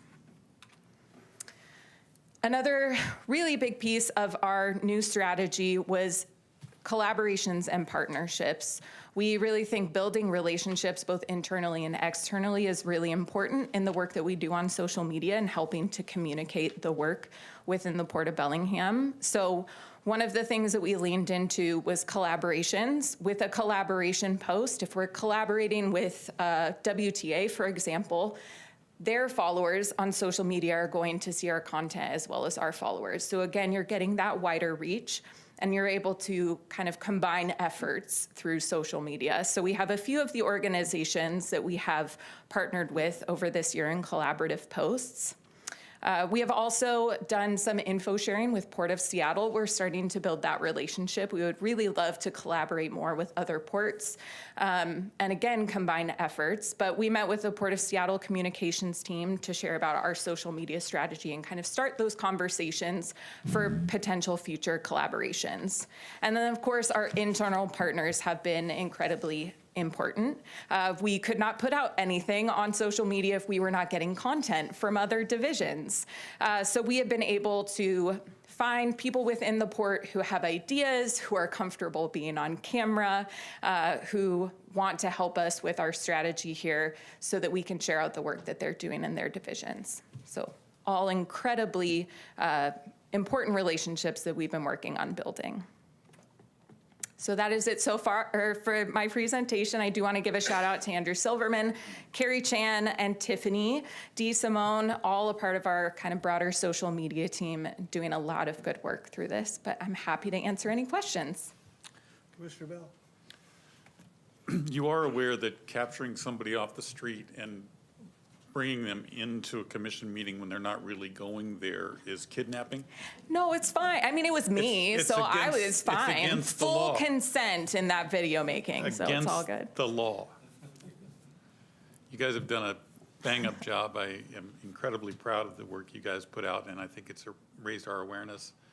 And I will tell you that just in the circle that I am in, people are telling us that they actually watch and have learned. So you're doing exactly what we would want. Thank you. Thank you. Do you pay scale for the actors in your videos? No, I have not gotten paid a bit for any of that. You know, there's I mean, I guess I have my There's a salary. union for that if you'd like to look up after. All right. Do you feel that any of the types of questions or comments you're getting have changed at all through this experience? Do you see any change there? Yeah, absolutely. I think we have seen sentiment change for sure. For a long time, as I mentioned, we weren't really responding to any comments. And once we started really actively moderating and responding to comments, I think people realized that we got one comment once. Actually, we responded to someone and they said, "Is this AI?" And Andrew responded "No, my name is Andrew. I work for the port." So I think people are starting to recognize that they can ask us legitimate questions and get legitimate answers. So it's not just people kind of shouting into the void. We're getting a lot more, I think, intentional comments and people who are looking for more of that back and forth and want to engage. Okay, that's good. I mean, I think the conversation we had early on was, do we benefit from that level of engagement and following up on those questions and even negative posts and other things, or does it just devolve into more wallowing in the mud together? Yeah. And it sounds like we're getting some of the benefit there of people. We want people to have the opportunity to feel like the port and us are accessible. Yeah. That they can reach out and contact to have their opinions known and have their questions answered. Yeah. I will say, we have also seen people who follow us will sometimes respond to other people's comments with information that they've learned in previous posts. So we also have followers who are starting to really understand the work that we do and be able to answer questions before we even answer those questions and with the right information. So yeah, I think we see a lot less of the just like kind of devolving into madness in our comments that maybe we used to. Okay, thank you. Yeah. Those comments also change the algorithm, right? So when you put comments in, you actually increase Yes. the visibility Yes. multiple times over. So our responding helps promote it. It does, yeah. When you have when the profile that the post is on is like that account is actually responding to comments, that is positive for the algorithm. Yeah. Did you have something to say? This is one of the only teams in the port that looks forward to negative comments. It's because they're like, ooh, it's an opportunity to give the correct information. And I think they've been doing a really good job at helping translate our work into what the community can understand. I think it's made a big impact. Wow. 2016, I became a commissioner in January. And it was tough to get through the front door of the port and talk to anybody or get a question answered. That was one of the things I wanted to change when I came here. And I think Mike Hogan can say, we've come a long way. Is that what we, Mike? We have. I mean, my wife was a tech at Ferndale School District for a long time, and she couldn't navigate the port's website in 2016. We've come a long way. It's very impressive, very impressive. Thank you. And it's a lot different. I'm not a social media guy much, I'm whatever, but this is incredibly good. Thank you for doing this. Thank the staff for this. This is great. We're doing the job we're supposed to do. We're here for the people. Thank you. Great job, Steph. Thanks. So at this point in time, we're going to take a 10-minute break. It's kidnapping. It was just me. It's illegal.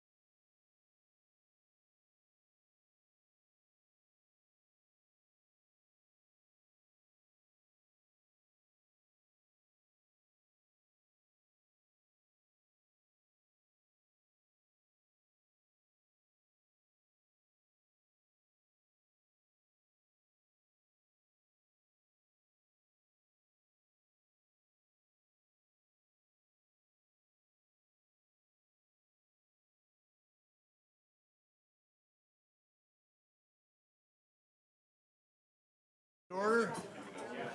Do we have our other commission? Oh, yeah, he's out there. That'd be you.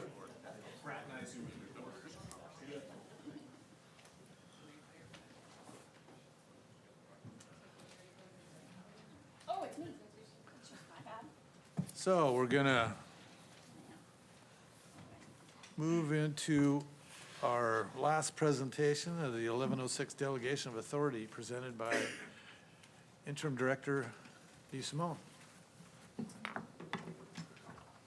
Good afternoon, Tiffany DeSimone, Interim Executive Director. Commissioners, this is a presentation to talk about the 1106 at the request of multiple of you. And so approaching this a bit of as a work study and feedback for you to give staff that we can go back and there's no decision to be made, but just more of a feedback. And so what I've done is taken some feedback that I've received from commissioners, from our legal team over the last 6-ish months that I've been in this role, and brought those items forward for explanation or possible discussion. So I'll start, and then if there are additional information, I'm sure the commission will give it to me. So, sorry. I was just noting there's a printed version for them to follow Oh, along. yeah. Printed version of the 1106 in case we need to refer back. So section 2A is regarding lease agreements. Currently, lease agreements less than 5 years, the delegation has been given to the executive director to approve those without commission authorization. Sublease procedures. Can we start with Yes. the whereases? I mean, can we Oh. start with page 1? We can. Are we gonna go through the entire document? Is that what you're requesting? Well, I've got a couple things that, I'd like to go through. Yeah, You guys can so- tell me I'm full of crap.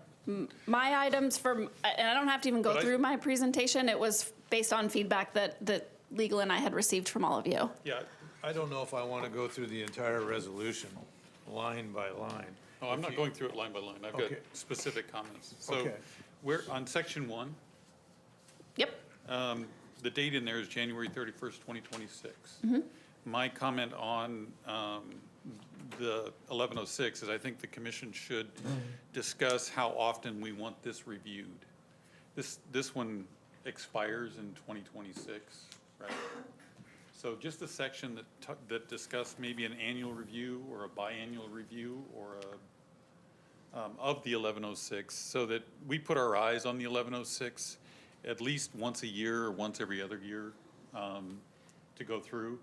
And as commissioners change, the one thing that I will say, the 1106 is not something that I saw physically the first 4 years of my commissionership, right? Nor did I see it the next 2. So I think when we delegate the authority, I think we need to review it, at least concur on what's in it. Yeah, I'd I like to feel see- like we get it as an email document each year, because I distinctly remember a conversation my very first term. I didn't know what this 1106, so I called Frank at the time and just made him walk me through it so I felt comfortable with the document, because I knew it has a lot of delegation authority and is impactful. So I do feel like we receive it on an annual basis with these red lines that, are mostly like change the year here, change the year there. And so I know we get it. It's more because we're bringing on new people. Okay. Right? And I just want to make sure that everybody has a chance to understand what's going on. And Okay, that's so why I I thought, think- Yeah. every time you have we're going to have elections now every other year. I think we should be getting it every year, and it should be discussed probably. We probably should have the option of sitting down with legal as a commissioner if we got something we want to go over. And it's probably a really good idea for the next 3 years that it's done annually, because we're changing commissions, we've got new commissioners coming on. So, And clearly, I think it should be part of onboarding for new commissioners. That's what I was which just gonna don't- get to, Which I so- don't know that we have a thorough onboarding. It's generally We are like, having it here's the now. fire hose and good luck, was Yes. my experience. But I think, this should be part of how the orientation for new commissioners happens. And we just have to be more thoughtful about this process over the next couple of years. So Okay, Commission. so let's continue with your presentation, so we can, Well, because maybe- we've all got questions that I know you're Yeah, gonna so, answer. We'll let you finish, and then we'll go ahead and, Well, I don't need to go through these section by section if just what you, give us your presentation, Okay. please, that you were gonna give. I will note the sections that that have some concern, but I do want to address the onboarding question. We will. Okay, do you want me to talk about what You the give plan your is? presentation, Okay. You and we want me will to wait continue for that from part? Gotcha. Okay, so these are the sections that have been brought to my attention that have some questions. So section 2B, sublease procedures. So we should have discussion on that if what is currently in the 1106 is something that the commission agrees or disagrees with. It's the question whether the commission would like to approve subleases. So, Go ahead. So just- You continue. You go Let's- through and we'll add to it. Sure will. Section 2H is cargo throughput agreements. Should there be a specific timeline for informing the commission of certain actions like cargo throughput agreements? This came forward during ABC, and just kind of a lack of communication and what that looked like. That's why that one was there. We do have birth apps in place, and we tend to notify, but it would be worth having a discussion. Section 4B, budgeted acquisitions of $100,000 or less. This is the contract number that's come up in multiple questions for services. Section 8A, executive, this was regarding staff turnover and terminations. I got some feedback from commission that the commission would like the executive director to consult with commission prior to terminating any direct reports of the executive director and/or deputy director. Section 14B, special legal services, the question of removing the most recent change, the requirement to consult with the port's legal counsel. And Holly and I have since discussed this. We thought requiring approval from legal counsel of record seemed like a conflict of interest for CSD to approve or not, whether we can take our business elsewhere. And this is if we were looking to seek legal advice from another legal entity. And I think what we have talked about, a somewhat awkward conversation at some point, but we muddled our way through it, which is that the CSD would ask for notification so that if the commission is asking CSD information, they know where that legal advice has come from. Right, and also on an annual basis, we're asked to help out with the annual audit report, and we need to provide information about legal services and risk and that sort of thing. So just being informed would be our ask for that. It's improved communication. It all comes back to the C word. It always does. Section 18, this was just to remove reference to Harcourt Master Development Agreement. Now that we're through that legal battle, we think we could take that out of the delegation. And that's the end of my of my sections. So I can either talk about onboarding, or you guys can go to town having your discussion.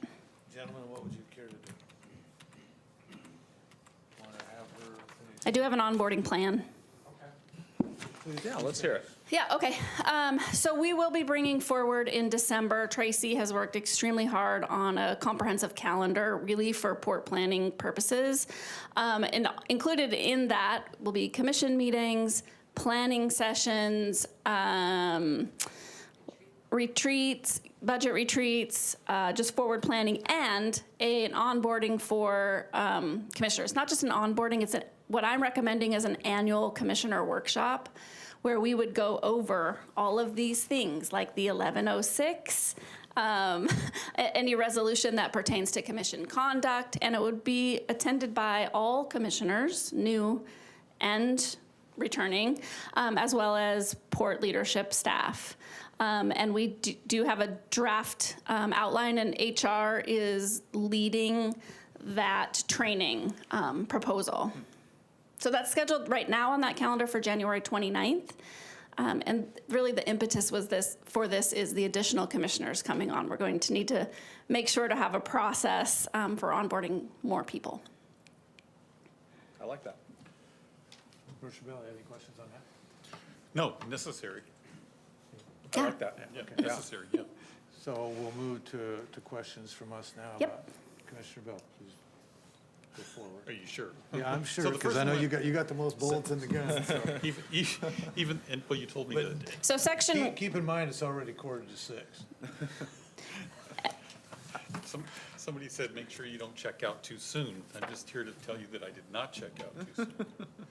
Well, we've got and part of- 4 action items left to do. A lot of what I've got here is just stuff that, and quite frankly, in your onboarding, things that have ramifications as you read through them, that I think the commission just needs to understand, or at least have had a discussion about, so that we understand what that really means when you do that. So the first one was, you got it, I want the annual review, I think, or biannual review, I think that's a great thing, and your workshop would fit that bill. I And want the- to stop you just for a second. Now, you said annual, biannual. I think we're in agreement it's annual. Whatever you guys choose to do. Well, for the next 3 years at least, I believe it should be annual. Sure. And Yeah, let's start Commissioners, out with annual. every year this is part of either in December or early January. It's part of kind of our first of the Housekeeping. year housekeeping resolutions and motions. That's why this next one is Resolution 1106-CC. We've gone all the way through the alphabet, now we're going through it again because of every version. So it is already part of that, but to Tiffany's point about the onboarding and having more of a discussion it's one thing to have a copy of this and have it on consent agenda and Yes. just kind of move it through. That's It's my another to point. have a meaningful conversation and understanding about what these governing documents mean.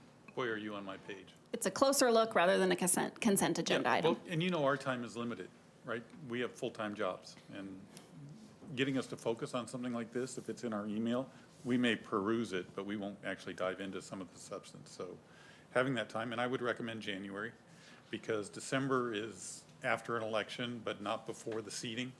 So a January timeframe would probably be my recommendation. The directors, the executive director may delegate to port personnel such administrative authority. I think it's important that the commission talk about which port personnel we're delegating our authority to and how that delegation occurs. Which section, Commissioner? I'm on the preamble. Okay. And this is just a general discussion, because we are delegating our authority. All of the authority of the port belongs to the commission, except for what we delegate. And so when we talk about port personnel, there are sections in this where the commission is delegated to the executive director, and then the executive director has the ability to delegate downstream. Now, that has serious ramifications, I think, for who's making what decisions where. Some of those delegations are at a different level, and some of them are at staff levels that may change over time. So if the delegation of authority goes to the director, and the director gives it to the next director down, the executive director, and they go to the next director down, that director may change over time, but that delegation of authority may not have. So I think just to understand which personnel delegation's been given to, I think should be part of the notification process. Just tell us who you're delegating that authority to, so that we know that, for example, if Brian is going to be signing contracts for cleanup operations, that authority's been given to him, and we know that that's been given to him through that delegation, if that makes sense. Well, that gets kind of convoluted to me, that we're going to have a lot of information coming back this way. As a commission, we've given the delegation of power to our executive director, who we've hired. And if we don't have faith in that executive director, that he can manage that power of delegation that we gave to him, then we need to remove him. So I think that. Or her. Or her, excuse me. I think it boils down to, we've given power to the executive director. He runs the port on a day-to-day basis, all the businesses, and we shouldn't be interfering on what he's doing unless there's a mistake made. If you want him to tell you, I'm gonna give power to somebody to do something, I guess that's okay, but then hence, at the end of the day, he's writing down reports to the three of us and emailing them when he doesn't have enough time to get the job done. I think there's gotta be a trust issue. Trust has gotta be involved here, that we've made a good decision, and whomever we have running the port day to day, that he can handle that delegation of power. if there's something specific going on, I think we should, well, we can request him at any time, Commissioner Bell, to tell us what he's doing or she is doing at any specific time with something that we, got our eye on. But if we break it down again, it seems to me like we're duplicating and we're kind of getting away from the fact that we want somebody to take care of things for us. And now we're asking him to report back to us and not take care of it because somebody else might be doing it. So I think to me, it seems excessive. I think that's part of that onboarding training, which is just reminding everyone the difference between governance and management and where the commission's authority lies with the executive director. Holly? Yeah, right, and I think what you're referring to, Commissioner Bell, is in section 1A of the preamble. It says the executive director may delegate to port personnel such administrative authority or reporting requirements herein established as is necessary and advisable in the efficient exercise of the executive director's powers and duties. So that's not necessarily, like you're saying, giving the executive director the authority to delegate all of their power that has been delegated through this. It's kind of more, especially with the reporting requirements, you'll see those director reports that you receive directly from the senior level staff as opposed to from the executive director. And if you look at the next section, That's B, not what I was saying at all, but that's, Okay. I understand where that is. Well- But you'll see further down where delegation to a director is being specifically called out. right, and that was where I was going. The next section, B, in the middle, it says, in the case of absence, the executive director may designate one or more senior port staff to act in the place of the executive director with regard to the powers and duties herein. Is that kind of more of what you're concerned about? You'll find, we'll get there. Okay. You'll see. Okay, I just want But to. I think just as we talk about delegation of authority, it's just a big deal, because we are doing it. On C, the authority of the port personnel, the executive director shall promulgate policy. I'd like to see as directed by the commission, so that it's clear that the policy that's being brought down is being driven by the commission. So we're the policy makers. Could And you this- restate that for me again? Yeah, so it's today, right now, C says, to implement delegations of authority to port personnel, the executive director shall promulgate policy and procedural manuals. So the executive director isn't actually responsible for the policy. We're responsible as the commission for the policy. So I want to be explicit in there, and I would insert the words as directed by commission for policy, not the executive director, because that just, as that reads, it says the director shall promulgate policy. And I just want to be clear that it's the commission that establishes policy. And so it's just a clarifying comment that that's where policy comes from, so that the ED knows that it comes from us. But that sentence doesn't say that, right? That sentence says, Is there a blanket statement that comes prior to that already, no, or I wouldn't have flagged it.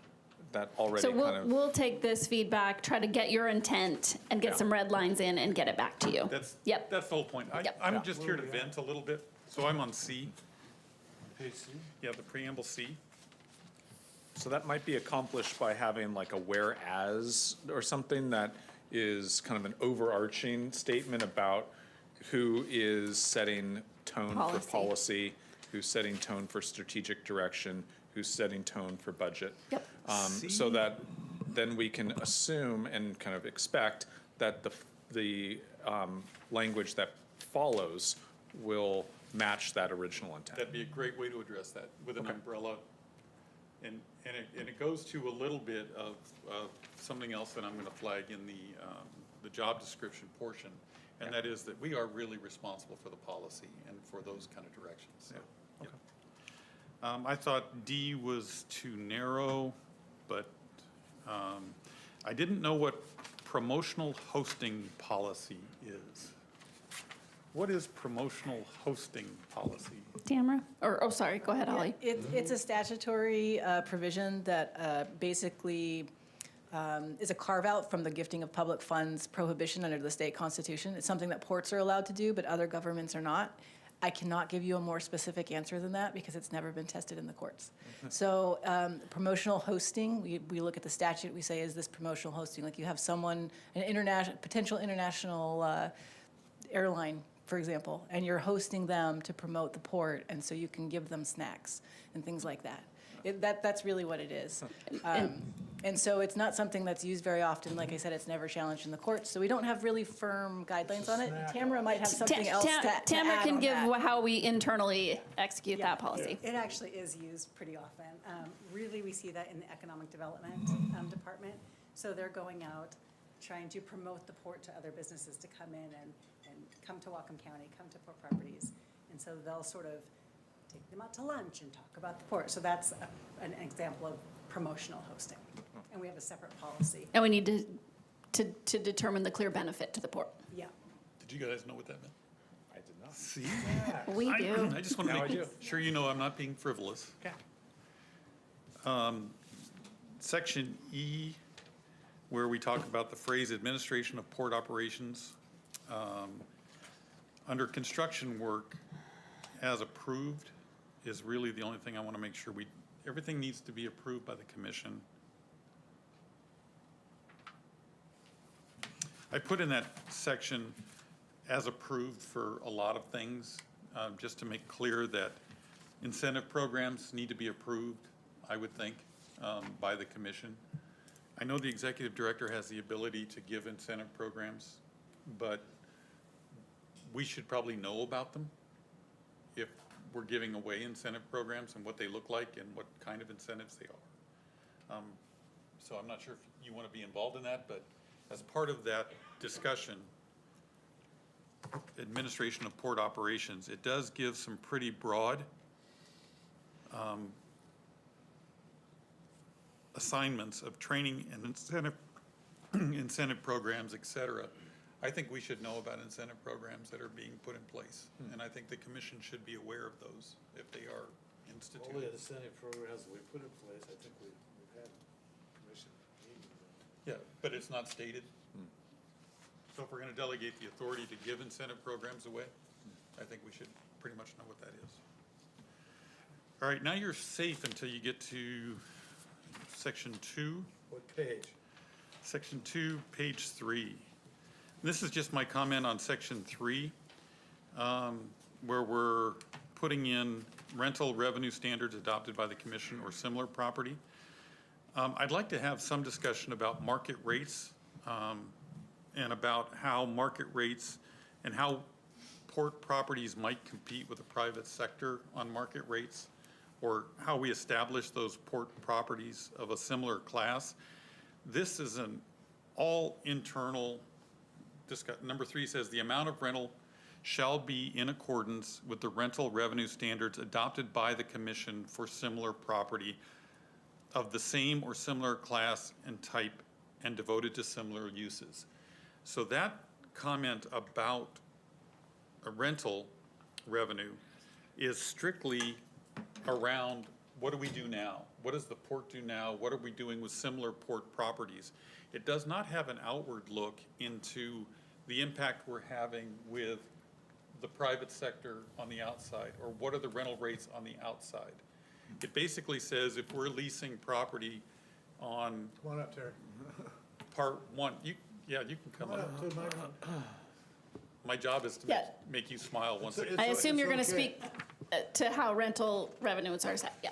But this is just clearly for the 1106 and that delegation. I want to make sure that we have in there that we have taken into consideration our impact on the private sector. So if we took the Bellwether building or the Bayview building and we dropped the rates to $12 a square foot, we could keep it full, but we would be taking business away from the private sector at that point in that discussion. Yes, thank you, Commissioner. Good question. Terry Lahi, property manager. So I do the rental revenue standards every year. So to be able to come up with that document, and that's basically a range of rates for each particular property. So I go out to the market, I do a full survey of the different classes, A, B, C buildings, and then warehouses, industrial property. And then I'll compile that data, compare it to our buildings, and then we come to the commission once a year with the rental revenue standards that if the commission has questions or adjustments, you're more than welcome to make those, but then we present them and they get adopted for the next year. And that's only for 1106. So it's only for 5-year leases or less.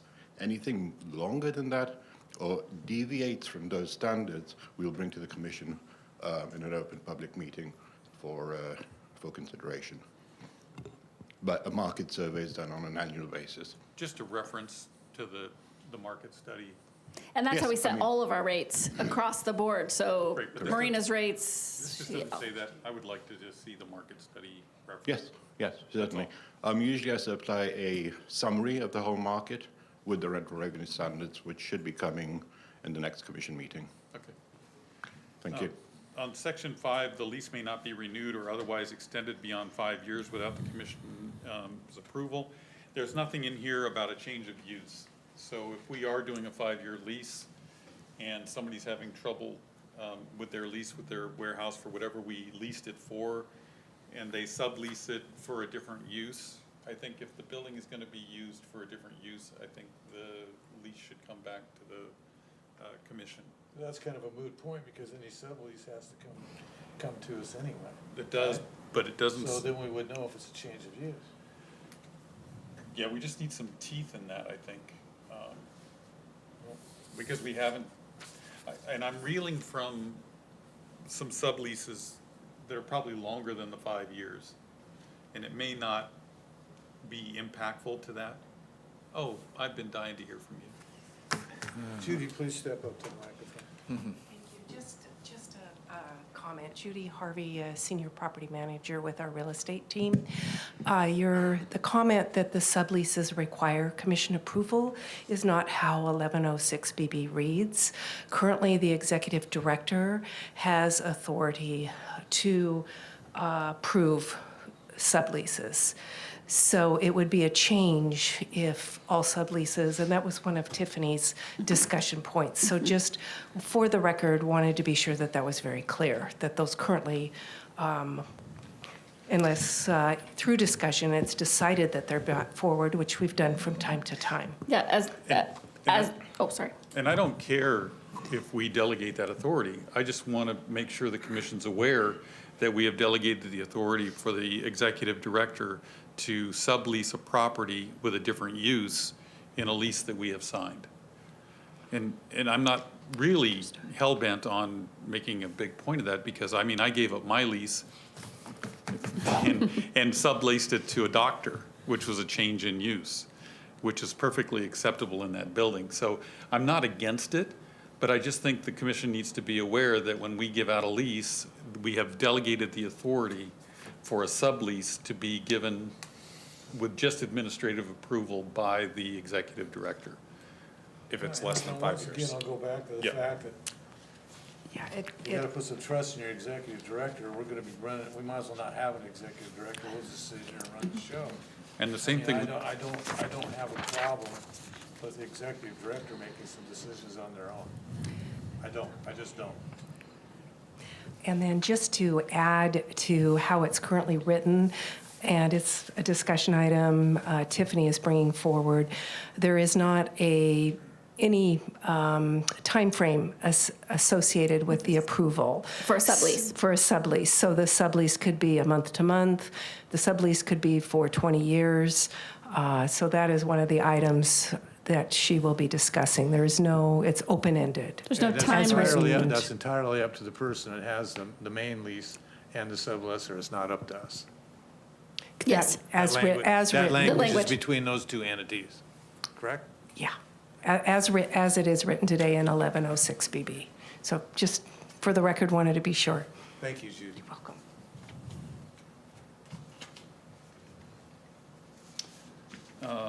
Just, Thank there is after-the-fact reporting to commission on the subleases by the monthly report, but just as a point of clarification. But I understand what you're getting at. yeah, it's just we need to be aware. And by the way, I don't want to be aware of all of them. I mean, It's that would be- communication That would be again. 1,000. It's always communication. Yeah, And I'm- always. What I'm reacting to is that. Yeah. Right, the lack of communication on some of that. I'm wondering about the temporary and permanent easement approval. Easements are a big deal. So in C1, property documents, Page 4? Page 4, yeah, if you go to 3 and read the bottom, it says, "The executive director is authorized to execute the following property instruments subject to the terms specified herein, temporary and permanent easements." Easements are a big deal.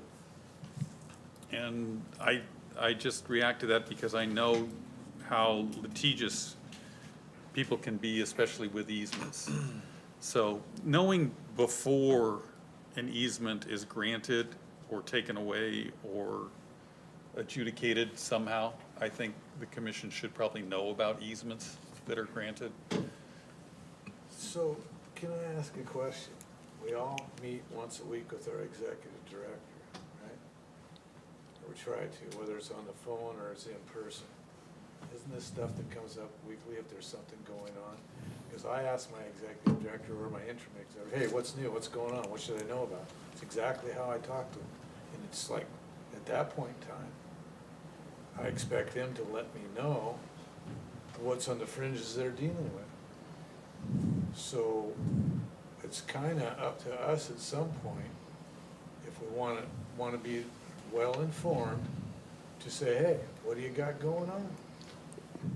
And I can speak to what my current process has been for the last 6 months, and maybe this is something, just a process question, is I just keep a list for each one of my one-on-ones with you, and I make sure I cover all these things with each one of you individually. So if you're looking for a certain type of communicator, that's maybe a discussion for the job description? No, this is specifically around easements, because I know that you're talking about giving an easement through a piece of property. That has got more ramifications than just communication. It's a legal binding document that says you are permanently going to have the ability to transgress this property. So giving the executive director temporary or permanent easements. What are you saying? You want to take that out? I want the commission needs to approve any temporary or permanent easements. That's what I think. If I can jump in, though, it's for the whole thing, and it's limited. So if you read the entire section, it's for purposes of utility installation and maintenance, repair, access, rights of entry, and signage only. That's it. So the executive director could not issue, An easement approve for a driveway. No, well, no, it could be for access. If it's a temporary or permanent easement for access, they could do that. But it's only these uses. Repair, access, right of entry signage, so fairly limited. We're not talking about permanent easements to a property. Well, they're permanent. Well, but they're for those purposes only. Specifies the purposes. Yeah, we're not talking about an easement to the shipping terminal for some arbitrary access for moving cargo. No. No. But just so it's on our radar screen, right? Okay. We know that that's there. Well, that's how we're supposed to read all that. Yeah. Are you wanting to change that in some way? I wanted to have the discussion with the commission over that. I'm good with the way it's written. It's not giving property away. It's giving it a permanent easement, though. For a sign and for electrical and for things that are needed.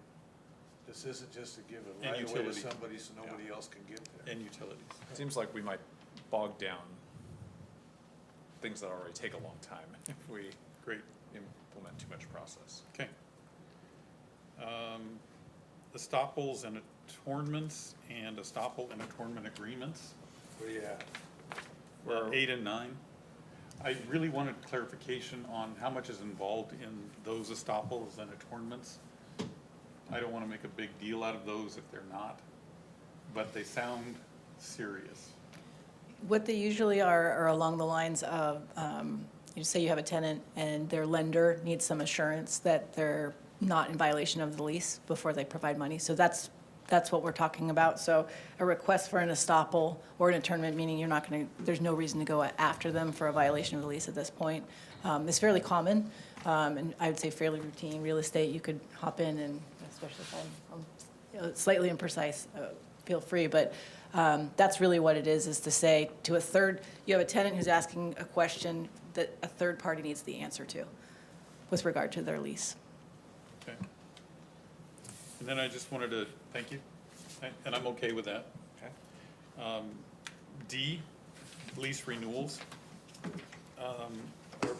Lease renewal is authorized to renew a lease for terms that are 5 years or less. So if we have a 5-year lease, a renewal is valid for 5 years. We've delegated the authority for essentially 10 years or another 5 years to the executive director. And I just think maybe we should be notified. We do get notified after the fact. After the fact. Yeah, and again, this one, it's only if that renewal is provided in the basic lease. So if you, at the outset, say this is a 5-year lease. Period. That's it, Then then you that's start it. That brand does new. not fit within this delegation. Perfect. Great. Pre-notification on H, cargo throughputs agreement. Where are you at? Yeah. Yeah, where you H. at? This is the one that she flagged. Page 5, H. H. Yeah, pre-notification, on cargo throughput agreements. I think that one needs some reworking, period. You flagged it as something we needed to discuss anyway. Recording in progress. We weren't recording before that?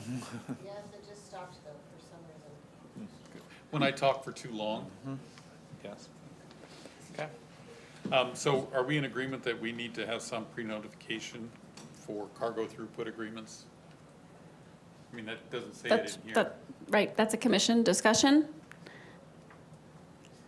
Hey, Matt, you want to come up and talk to us a little bit about throughput agreements? How do you feel about them? Waiting 2 weeks would be difficult from Matt's customers occasionally, but How, Matthew Kress, Business Development Manager for the board here. So a cargo throughput agreement is where we expect a certain amount of cargo per annum or per month from a customer to reserve space for them on the terminal. So we're looking for long-term agreements where they are going to be like, we're going to do 6 ships a year. And if they only do 1 a year, I'm probably going to be looking at other business instead of holding that spot for them. Now, as far as cargo throughput agreements, we're still modernizing the terminal, and we're talking to a lot of different people. And our throughput is based upon our space and the cargo, how it sits, whether it stacks or whether it doesn't stack, and then the rail connection that we're going to start design and engineering soon. Our throughput is based upon how much cargo we can move through, how often the rail pickups are. And so when it comes to agreements on throughput, we're looking for long-term customers that call every month, auto carriers, et cetera. The terminal's not in the shape for those kind of agreements yet. We still don't have the depth that we're restoring it to, Do et you have cetera. the authority to sign agreements with them? No. Does the executive director have the ability? We have a service level agreement about what the expectations are, insurance requirements, and that goes to the executive director and then the director that is associated with that. So if it's real estate, it would be Elliot. If it was something else, it would get that director. And that would be what's delegated to sign that agreement. But typically, you guys know what cargo's coming. I'm not gonna surprise you and be like, all of a sudden, we're doing this cargo we've never talked about before. I think that's an expectation you have of all of us. So. Yeah, and I think we have a robust process for evaluating cargo. It was even shown, highlighted in the video today. yes. Okay. and it says at the end, the executive director shall keep the Commission informed. with respect to these agreements, so. Just, I mean, it's all, I think it's all there. I'm good. All right. Shipping terminal tariff, I put the word prior, just to get notified in a timely manner. Prior notification would be great. Not a hill I'll die on. On section 3, policy governing contracts, commission in an open meeting, the executive director may without prior commission approval execute on behalf of the port public work contracts of $300,000 or less, so long as the expenditure is within the limits of the overall budgeting authority.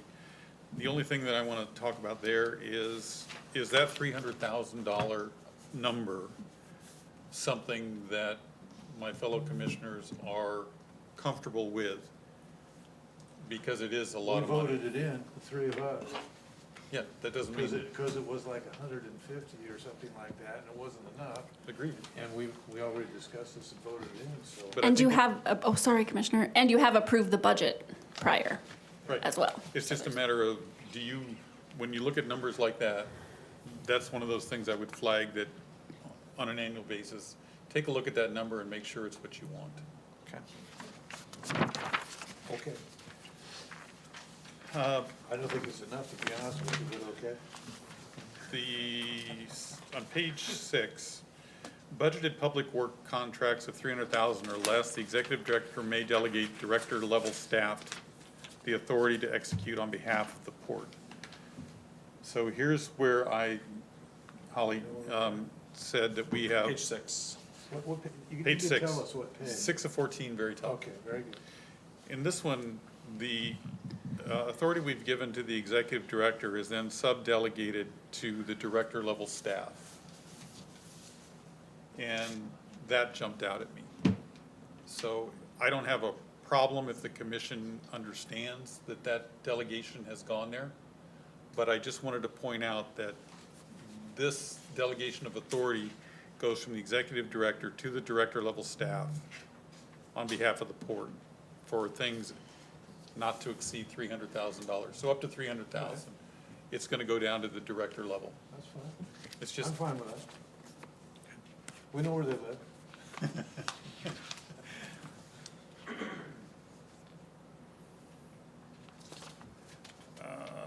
The same thing with the next one down, 500,000 or less. I'm good with this next part. I'm good so far. If there was any doubt that I read this, I've been accused. What do you have now? This is page 7. Budgeted acquisitions of 100,000 or less. And it gives a 10% of the budgeted line item up to $25,000. My understanding is on budgeted acquisitions, do I need to read this whole thing? Well, Is that are you we- getting to the budget? Don't we have a 10% padding or? Contingency? Contingency? So when we do this and we say that we can also then take 10% of the budgeted amount, that means that we've eaten the 10% contingent that we've put in there and have a 10% more. Is that not correct? Am I now not looking at a 20% delta? But it's only up to $25,000. Up to 25,000. Yeah, and I can tell you the practical. Please, yeah. Where we see this come into play. So when we have a capital budget, say it's $100,000, and it goes over like $1,000, by that definition, it would be over budget and would have to come to commission after the fact. So that is not practical, right? So we say, okay, up to 10%, up to $25,000. So now the executive director can sign off on closing those capital projects if they're slightly over budget. And that's really where we see this come into play. Okay. And we'd have to go find that money somewhere else, in addition. Recording in progress. That's what they gave you those seeds for. Great.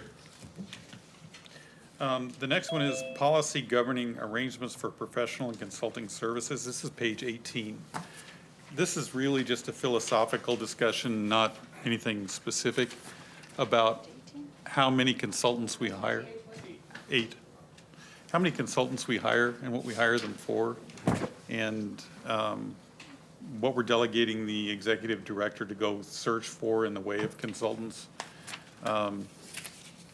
For example, the Point Roberts study came out and it was in the paper before we knew it was commissioned, right?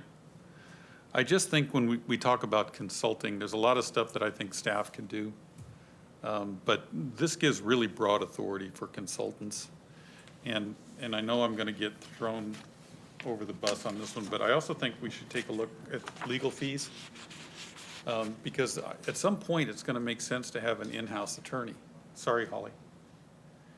But I think the commission should discuss how much do we spend on legal fees and what are they being spent on and how are they being used. I feel the same way about consultants. How much of that should be in-house, our people doing some of that work, learning that stuff without hiring a Haley, an RG Haley, right? And the same thing on the attorney's fees. I know we probably spent $2 to $3 million on attorney's fees this year. And some of those things may be recurring, and they may be something that we should visit would there be a cost benefit to having an in-house attorney? So I view consulting and I view attorneys in the same light in this But regard. those are, I mean, we're not changing the delegation authority. Those are kind of policy Well, the decisions delegation right for now us is to for have. consultants, right? And then later on in this document, we have delegated the authority for attorneys, right? So it's more of a policy decision that the commission, I think, should, as you look at these delegation of authorities, let's take a look at how much of that we want to delegate to third parties to do consulting work. Do we really want to have, Yeah, but I think those are just better conversations for like maybe the onboarding session or something, because I think we have to delegate that authority here. But it's a good conversation for us to have maybe at a later time. Yeah, I think All of it's- this boils down to the fact that we're supposed to pay attention, you know? We're supposed to, just like Andy spoke to things up here tonight.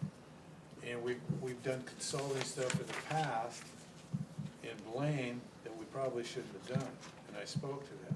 That's why I asked tonight, that we talk to other people and see if we can do it on our own before we get a consultant.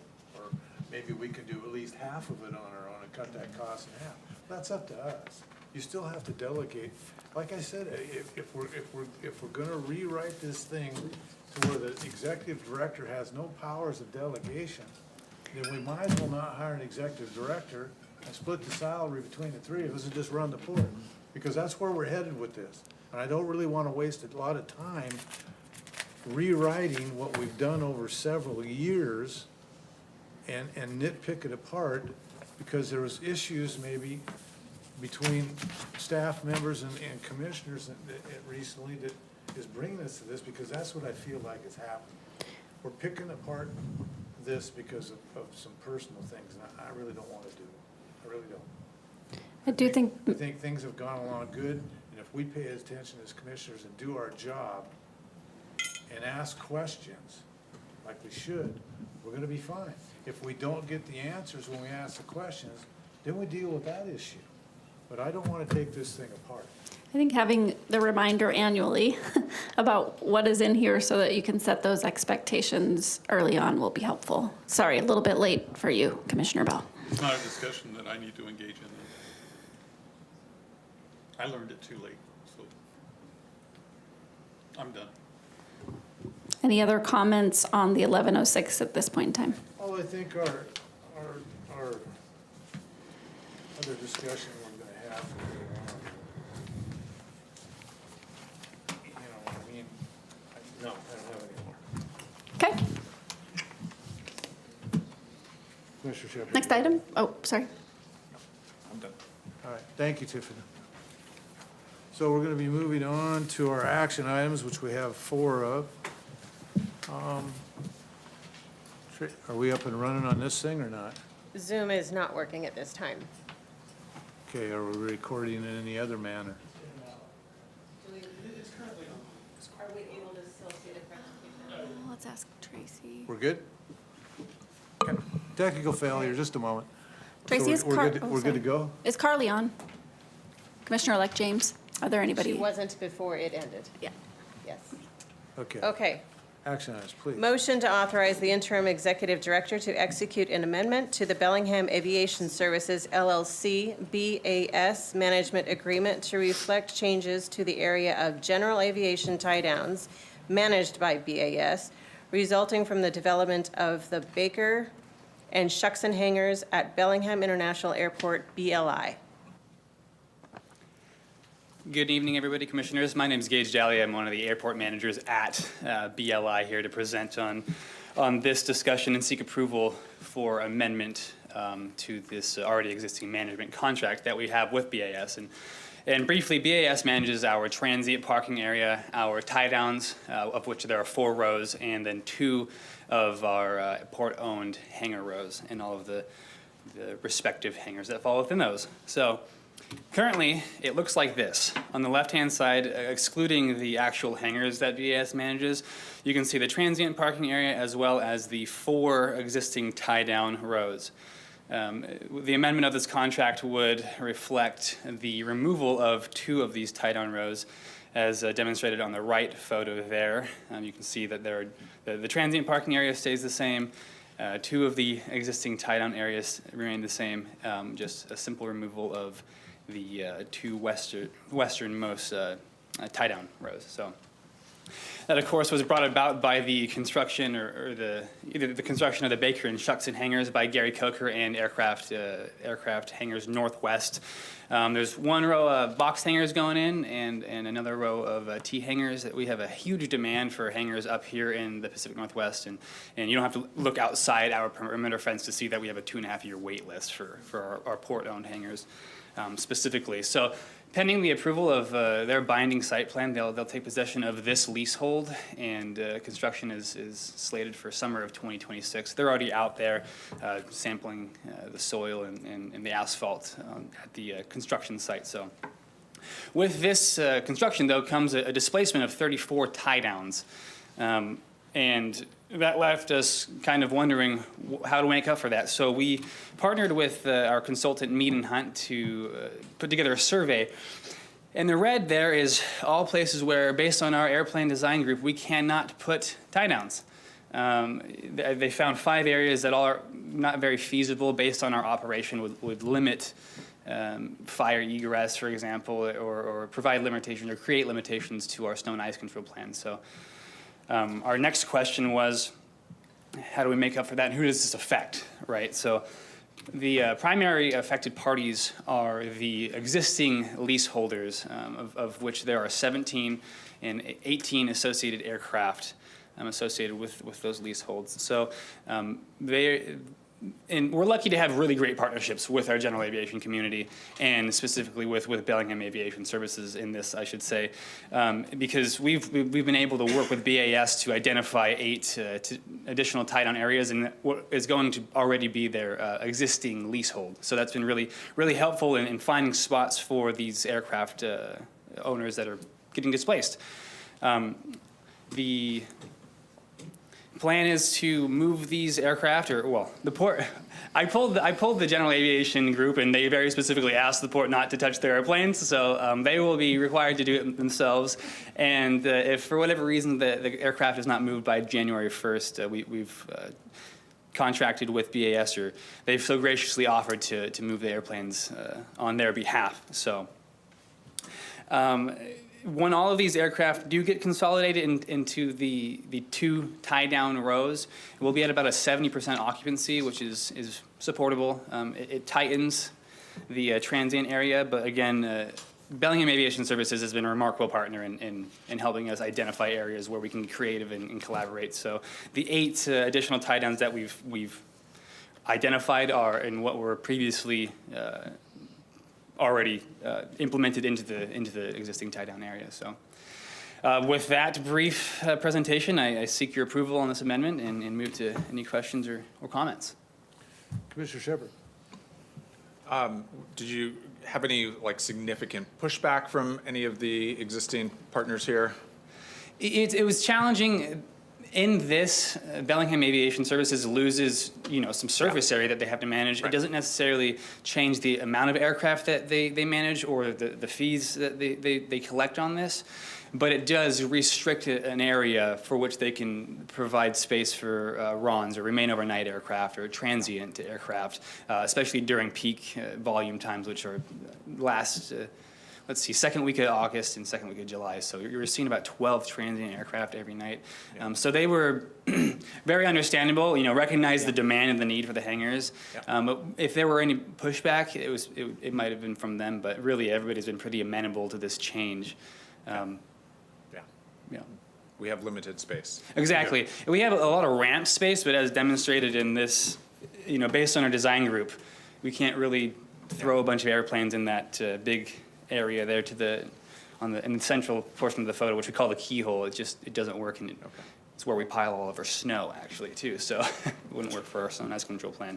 Well, it seems like this was going to come in because we approved that previous plan for Absolutely. The expansion, and so I just want to thank BAS for understanding and for continuing Seriously, to work with us. They've been a great partner with us.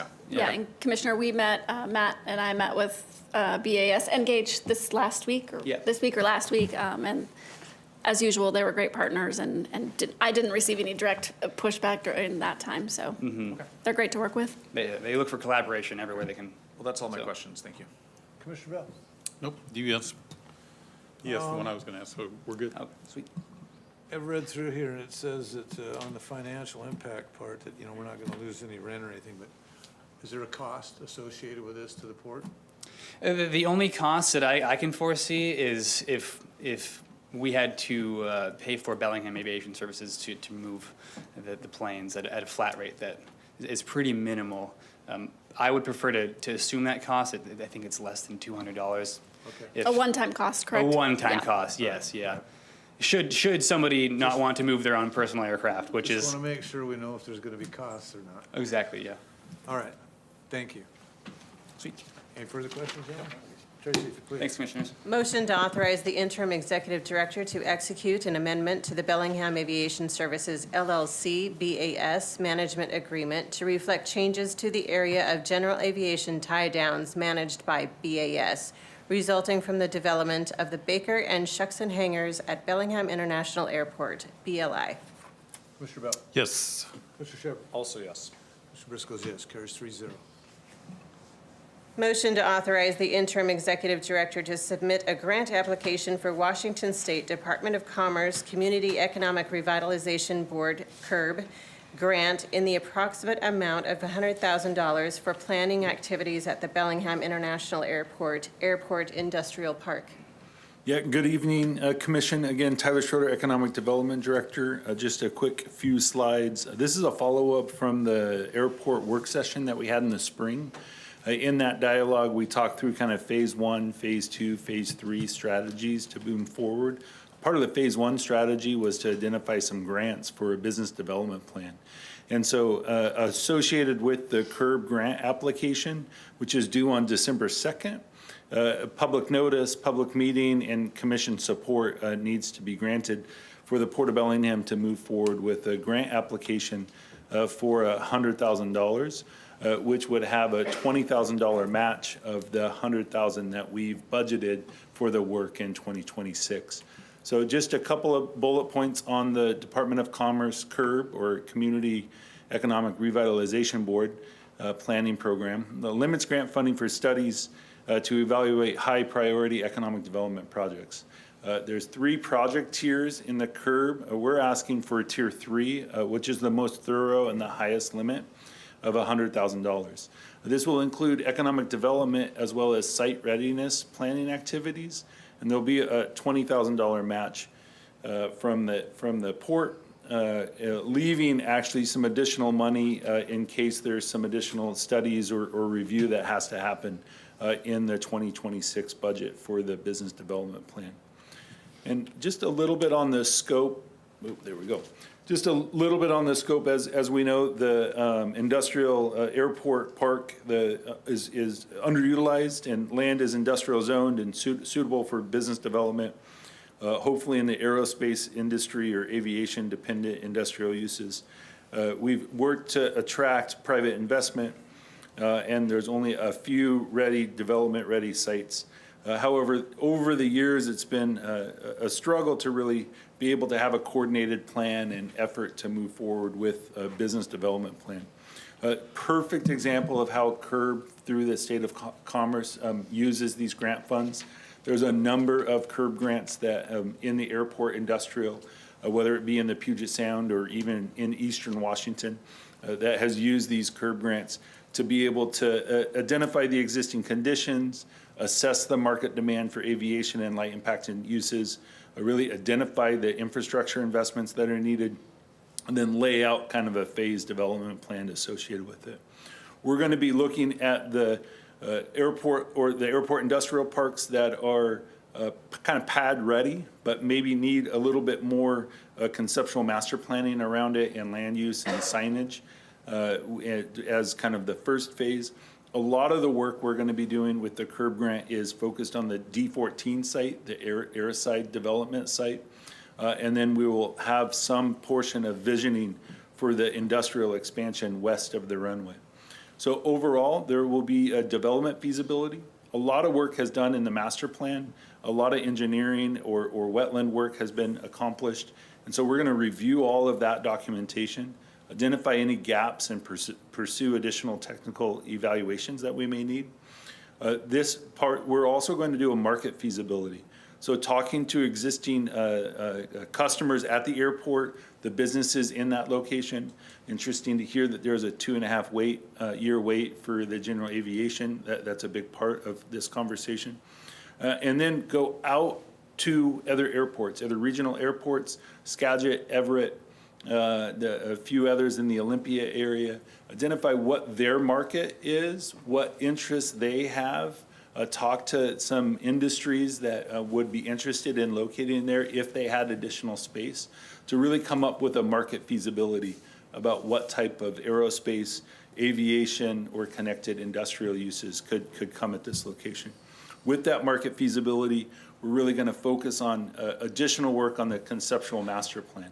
What needs to happen in that airport industrial area to have the phased implementation structure, what type of signage and additional work that needs to happen to be able to attract some tenants in that location, and then lay out kind of a business development and recruitment strategy. So once we've identified those industries, once we've been to the point that we have a strategy to move forward, the plan will be able to really identify some specific targets for regional, local business expansion, recruitment, and retention associated with it. But as well, we will be including a lot of stakeholder engagement. We heard and was really excited to have so many tenants of the airport at that last airport study. And so we will continue to do stakeholder engagement with them. We've been doing some conversations with the Lummi Nation, with the City of Bellingham, and others, so we'll continue that work. And I'm just excited about the opportunity. We met with the CURB staff. They seemed like this is a great fit for their dollars. We will be submitting the application by December 2nd. It will go to the CURB board for review by the first quarter of next year. And then the idea is we would have a consultant on board by May or June to really start doing the work.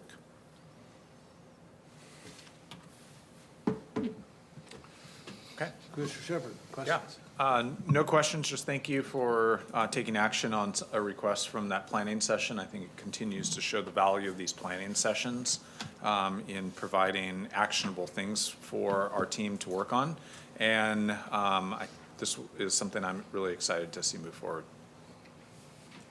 Yeah, you know this has been my hot button, so thank you very much for this. We'll keep carrying the water. And there was a couple of things that we probably didn't dig deep enough into, and there's a lot of cottage industries in some of those hangars. Love to know who's in there and who needs more space. So that kind of, and then the next question is, are you going to be doing these studies and this research internally? No, the idea would be we would go and get the grant and then go out for a consultant to come in that has knowledge and understanding of aviation, aerospace, and then also just the industrial market and trends associated with it. That's essentially what the grant covers, Yeah. is that consultant. We don't always love consultants, but this is one where we do not have the skill set here, and we really want to hone in on that market demand for aerospace that, is happening around the state. Yep. But isn't necessarily what our staff has done in the past. So that'll be a big part of the RFP and the expertise for the consultant that we hire. And interestingly enough, this grant application requires a public meeting announcement. So that's what this is. Okay, very good. And then just as I wrap up, thanks to the planning group and the engineering group and real estate and aviation, we've all kind of met and thought through what the next steps are from that work session. And this is just a great next step. And as we get a consultant on board and cross our fingers, a grant to be able to help pay it, we'll continue that coordination. Thank you, Tyler. That's very good, and it's glad to see that the efforts of the gathering at the airport brought us to this. So thank you for the public that showed up, and thank you for the staff that listened and put it together. Motion to authorize the interim executive director to submit a grant application for the Washington State Department of Commerce Community Economic Revitalization Board, CURB, grant in the approximate amount of $100,000 for planning activities at the Bellingham International Airport, Airport Industrial Park. Commissioner Bell? Yes. Commissioner Shepard? Also yes. Commissioner Briscoe's yes, carries 3-0. Motion to approve the bar and spirit tasting facility license between the Port of Bellingham and Chuckanut Bay Distillery Incorporated.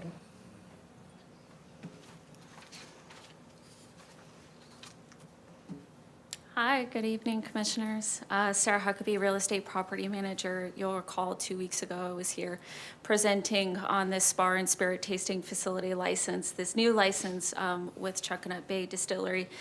Today we bring that license forward for Commission consideration for your vote.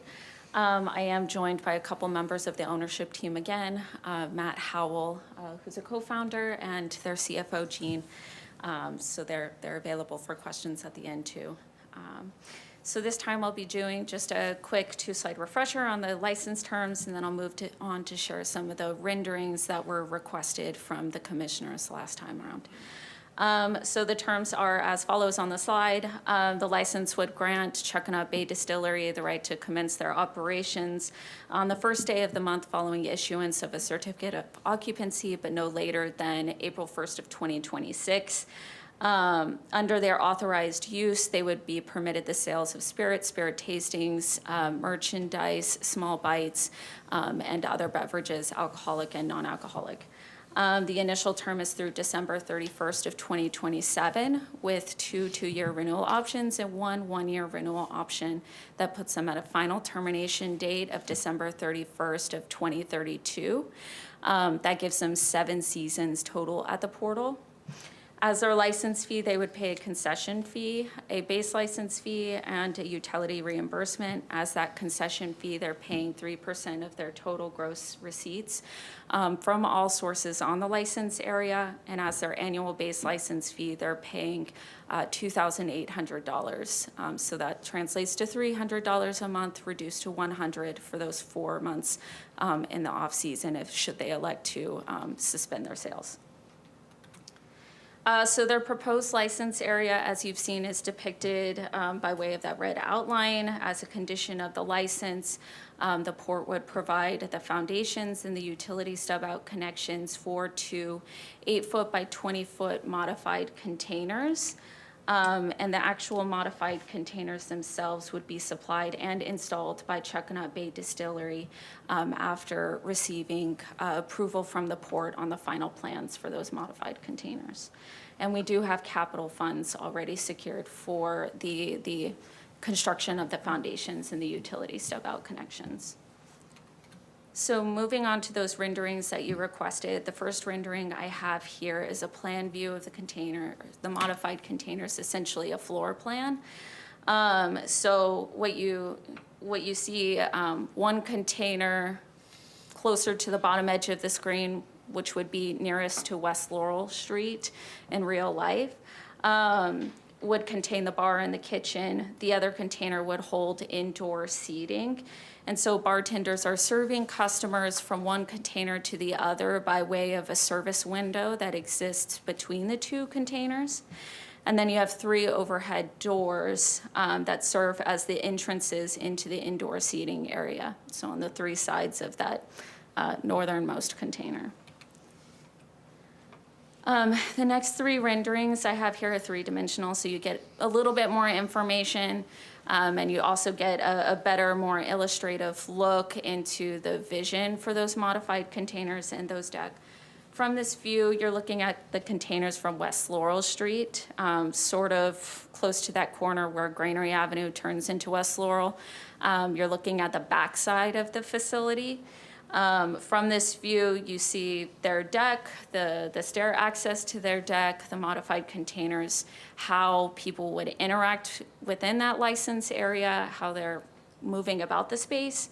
And you're also getting a good sense of the size of the containers in the deck, the whole structure itself in relation to the other structures at the Portal Container Village, mainly the 12-stall restroom building and the digester tanks. The final two renderings here on this slide provide an additional view from West Laurel Street, as well as a view from the front of their facility looking from Granary Avenue. So all of these 3D renderings effectively capture the size, structure, layout of the containers, but the color and the overall aesthetic details of the containers are still being refined by the Chuckanut Bay Distillery team. So we can expect to see more of that in the future if the license is approved. So that's what I've got here. Thanks for listening. And of course, I'm here to answer any questions that you have. And I'm sure Matt and Jean would be willing to answer any questions if you have any for them as well. Mr. Bell. When I came to the discussion about what we should do for a container village, this is exactly the type of infrastructure I wanted to see from all of our containers. This is modern, it is thoughtful, it is above scale. I have absolutely no problem with the design that you've put in place. I just wish that we had incorporated something like this all the way around the container village. Just for the commission's notice. What I have a problem with is we're delegating this area for seasonal use only for the next 7 years. So what we've said is essentially we're going to put this in place. We're going to cement all of our other contracts that are in place, but it's always just going to be, it's going to be seasonal use for the remainder of the next commission's term and beyond. And it just makes it harder to do long-term planning for the area. But I will tell you, this is exactly what I had in mind. You guys did a phenomenal job. When I told you all at once, Christchurch, this is what it looked like, right? It looked like a place people wanted to go. It looked innovative. It looked fresh.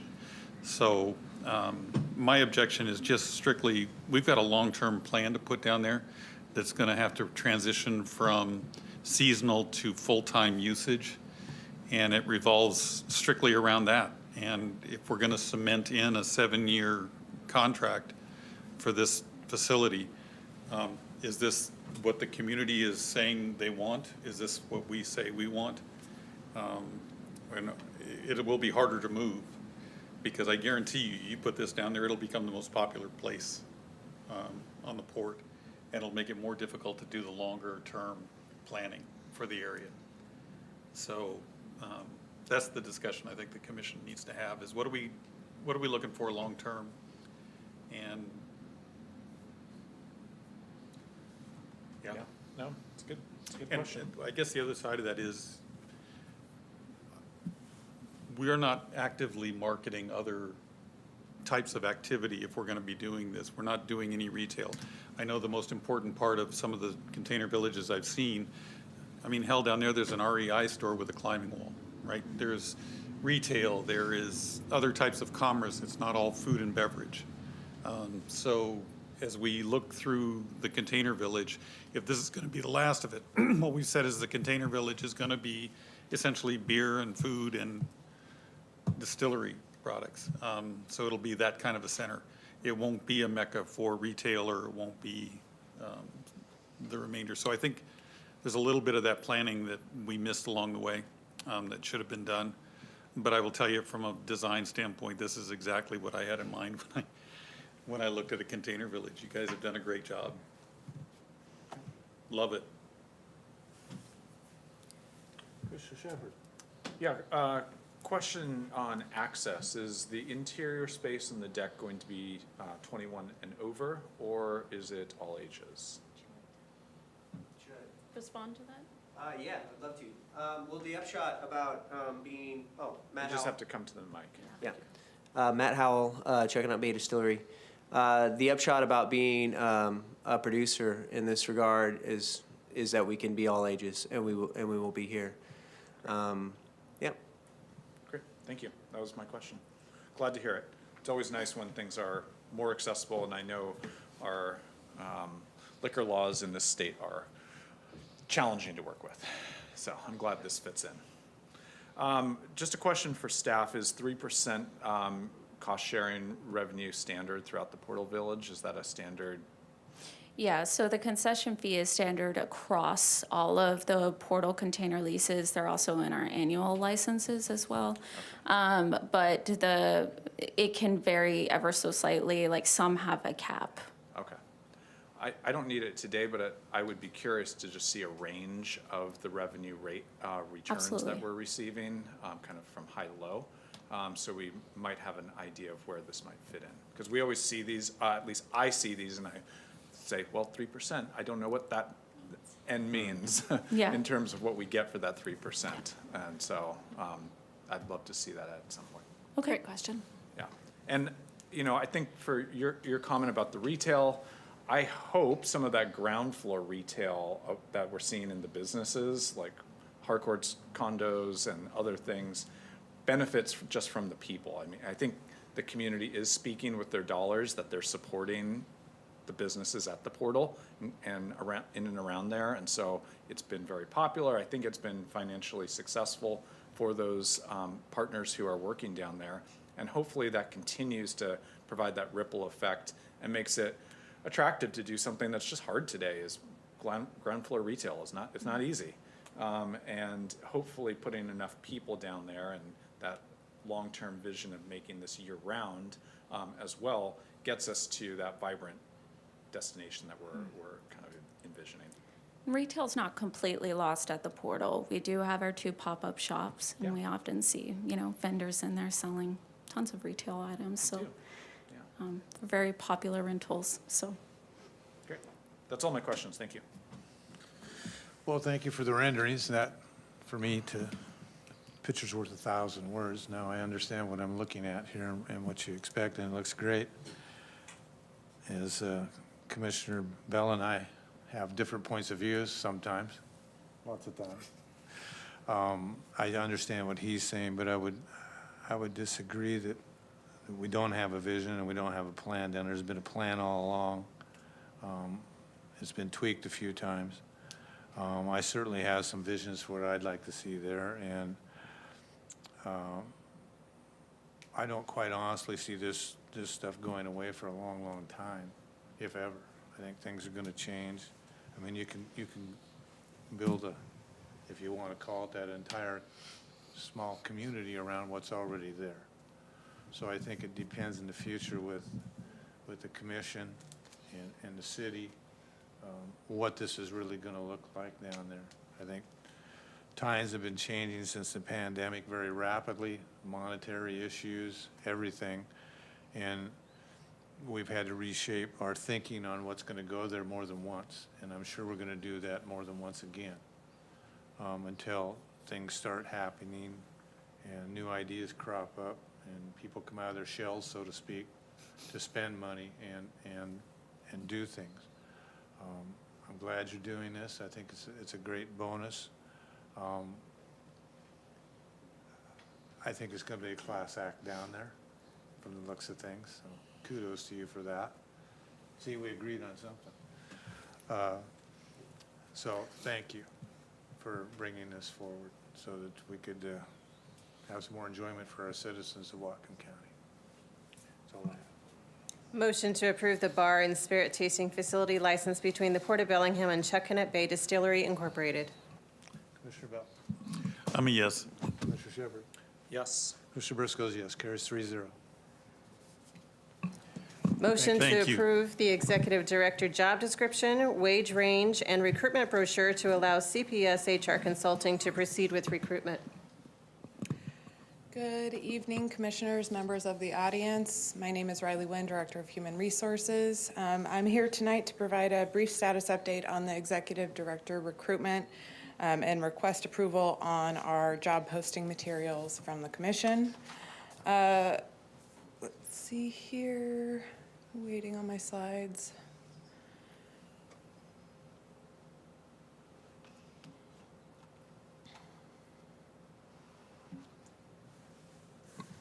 So many agenda items.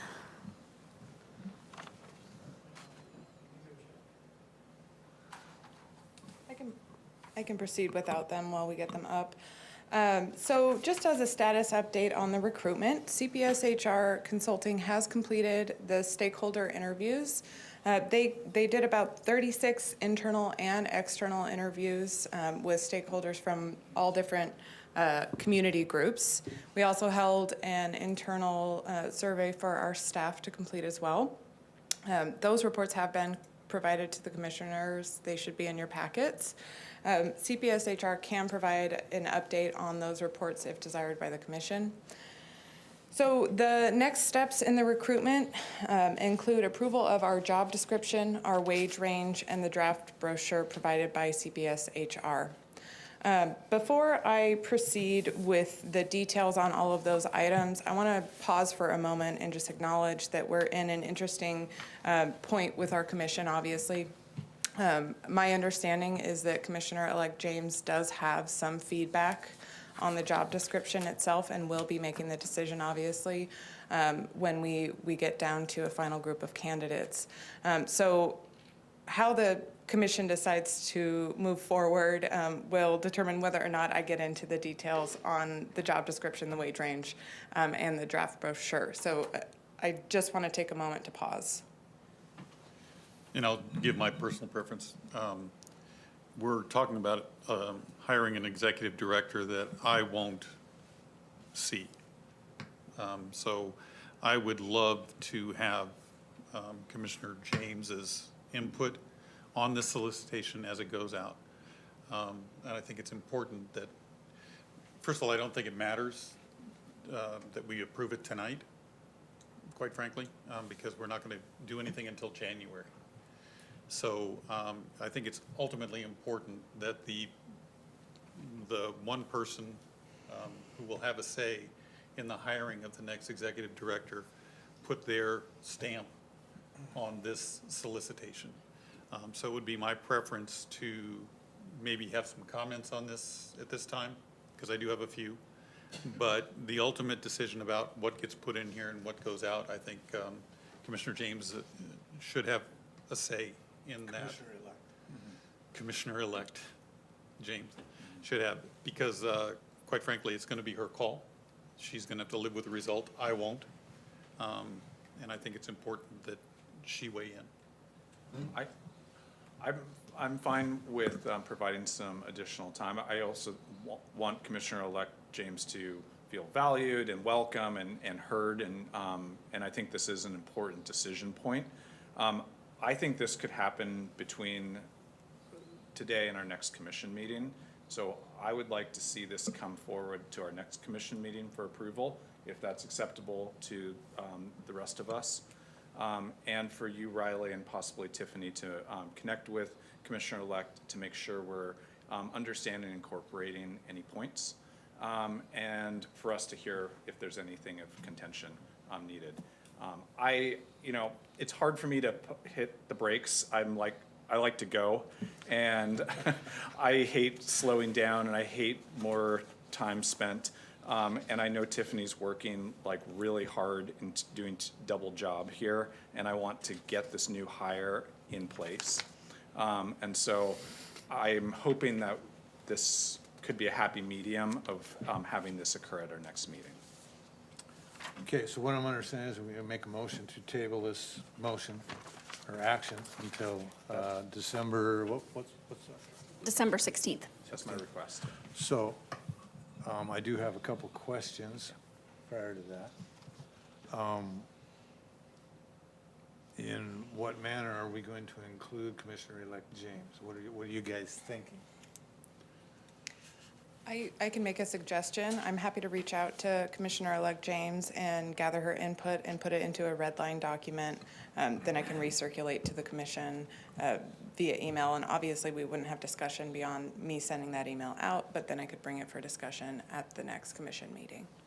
And I could do the same with my comments. I could just send them over to you and have them redlined. But we're going to discuss those comments? On the Or are we 16th? going to continue a discussion under other business No, if about we're going to this? table it, we might as well table it. Let's table it.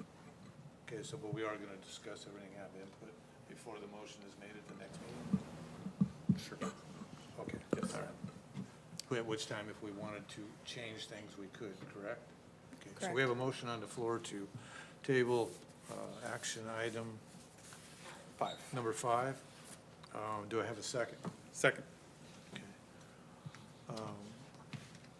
Could you read the motion so we know what we're tabling, please? Motion to table action number 5, motion to approve executive director job description, wage range, and recruitment brochure to allow CPS HR Consulting to proceed with recruitment, and a motion to postpone this till December 16th. Very good. So the motion's been made to table motion number 5. It's been seconded. All in favor? Yes. Yes. Aye. Carries. So that brings us, thank you, Riley. That brings us to our end of meeting public comment. So if there's some words of wisdom out there, please rise and come to the microphone. No one? I made Brian grin anyway. Okay, anybody online? Are we online? Are we functioning? Okay, no one online. So with no one there, we'll move on to other business. So you look like you're ready to run. No, I just wanted to do a shout out to the distillery again. What an incredible vision you had for that area. And I couldn't be happier to welcome you to the community, so thank you. And we'll move on to other business. Commissioner Bell? None? None? I've got one more meeting, man. Don't be getting that foot out the door, I'll slam your leg in it. Commissioner Shepherd? Yeah, could you just update us on our process for discussing and making decisions around on the move to 5 commissioners? Because that was the other momentous thing on the ballot, and we have a couple meetings coming up where things will be happening. Commissioner, you stole my other business item. Yeah, happy to. Did you meet our commission meeting plus the other meeting? Just the Process. and For next steps for deciding redistricting Yep. and any other information about the move to 5. Yeah, perfect. Mike?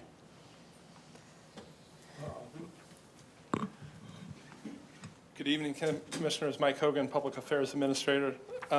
As you know, in the November election, Whatcom County voters approved the proposition to expand the Port Commission to 5 commissioners.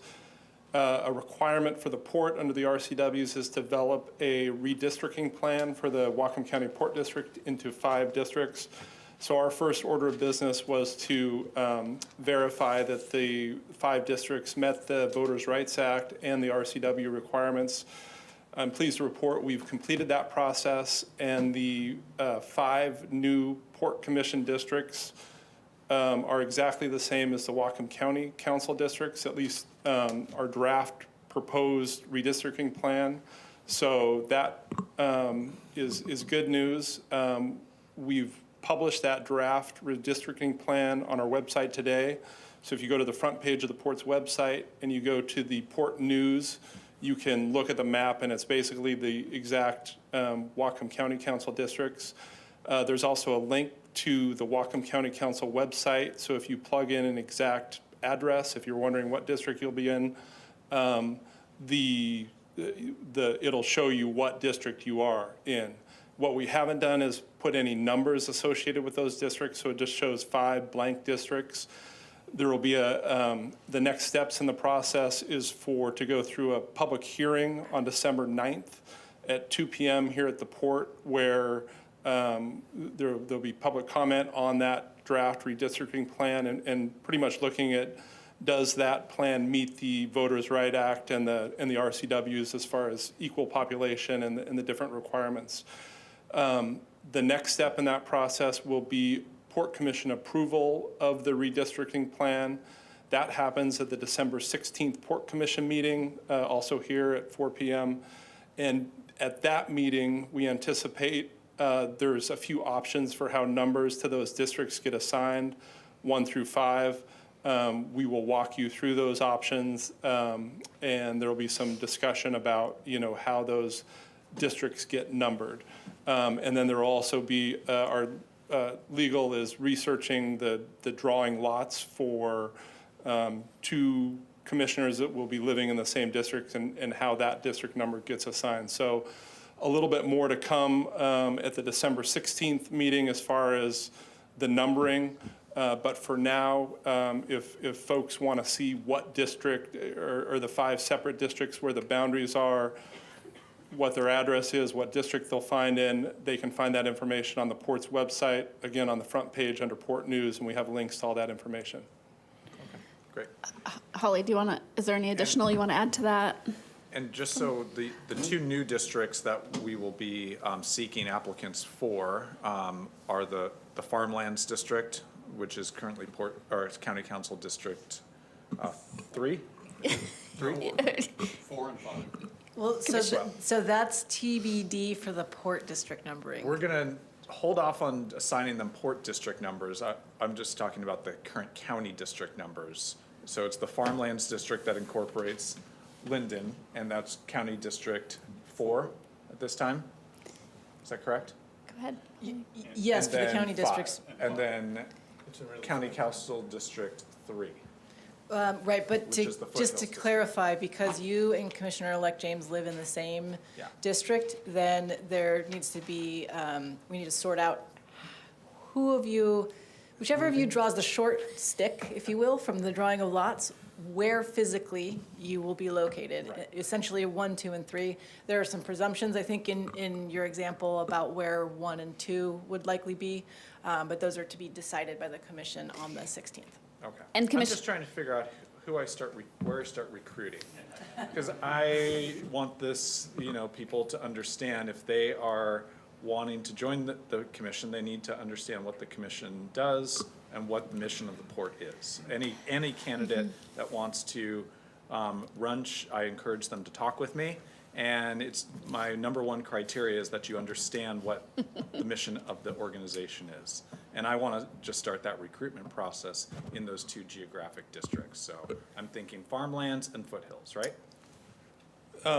Yeah, so in that, Commissioner, Commissioner, I think what you can all expect is Holly and I have been working, and Holly's working diligently on a memo to get to all of you before the December 9th hearing to lay all this out in a really organized way so that you have it in front of you and you can read through it.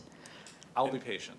and again, I did include maps on the Port website that shows the existing Whatcom County Council District. So you can plug in the addresses, you can look and see where the existing Port Commission districts are, where we're going to 5, and get a little bit more information about those boundaries. Thank you, Mike. And one additional thing that's going on, that infamous calendar that I've been talking about all night, is an introduction to ports soon after the filing date for new commissioners. So then we would speak, because we didn't speak this year to elect or commissioners who are running until much later in the process. So I think that's what you're talking about, just getting the candidates to understand what ports do. And until, I think it's 2027, we're still at 3. Through all Until next the year. vote. Yes. Until the vote. Yes. Until So the vote in November. In November. Then they will immediately assume. Immediately assume. Okay. In So most of 2026. 27. Most of 26. Okay. Did I say that We'll right? look forward to In the 20 memo. In 2026, after the election, they will immediately assume those.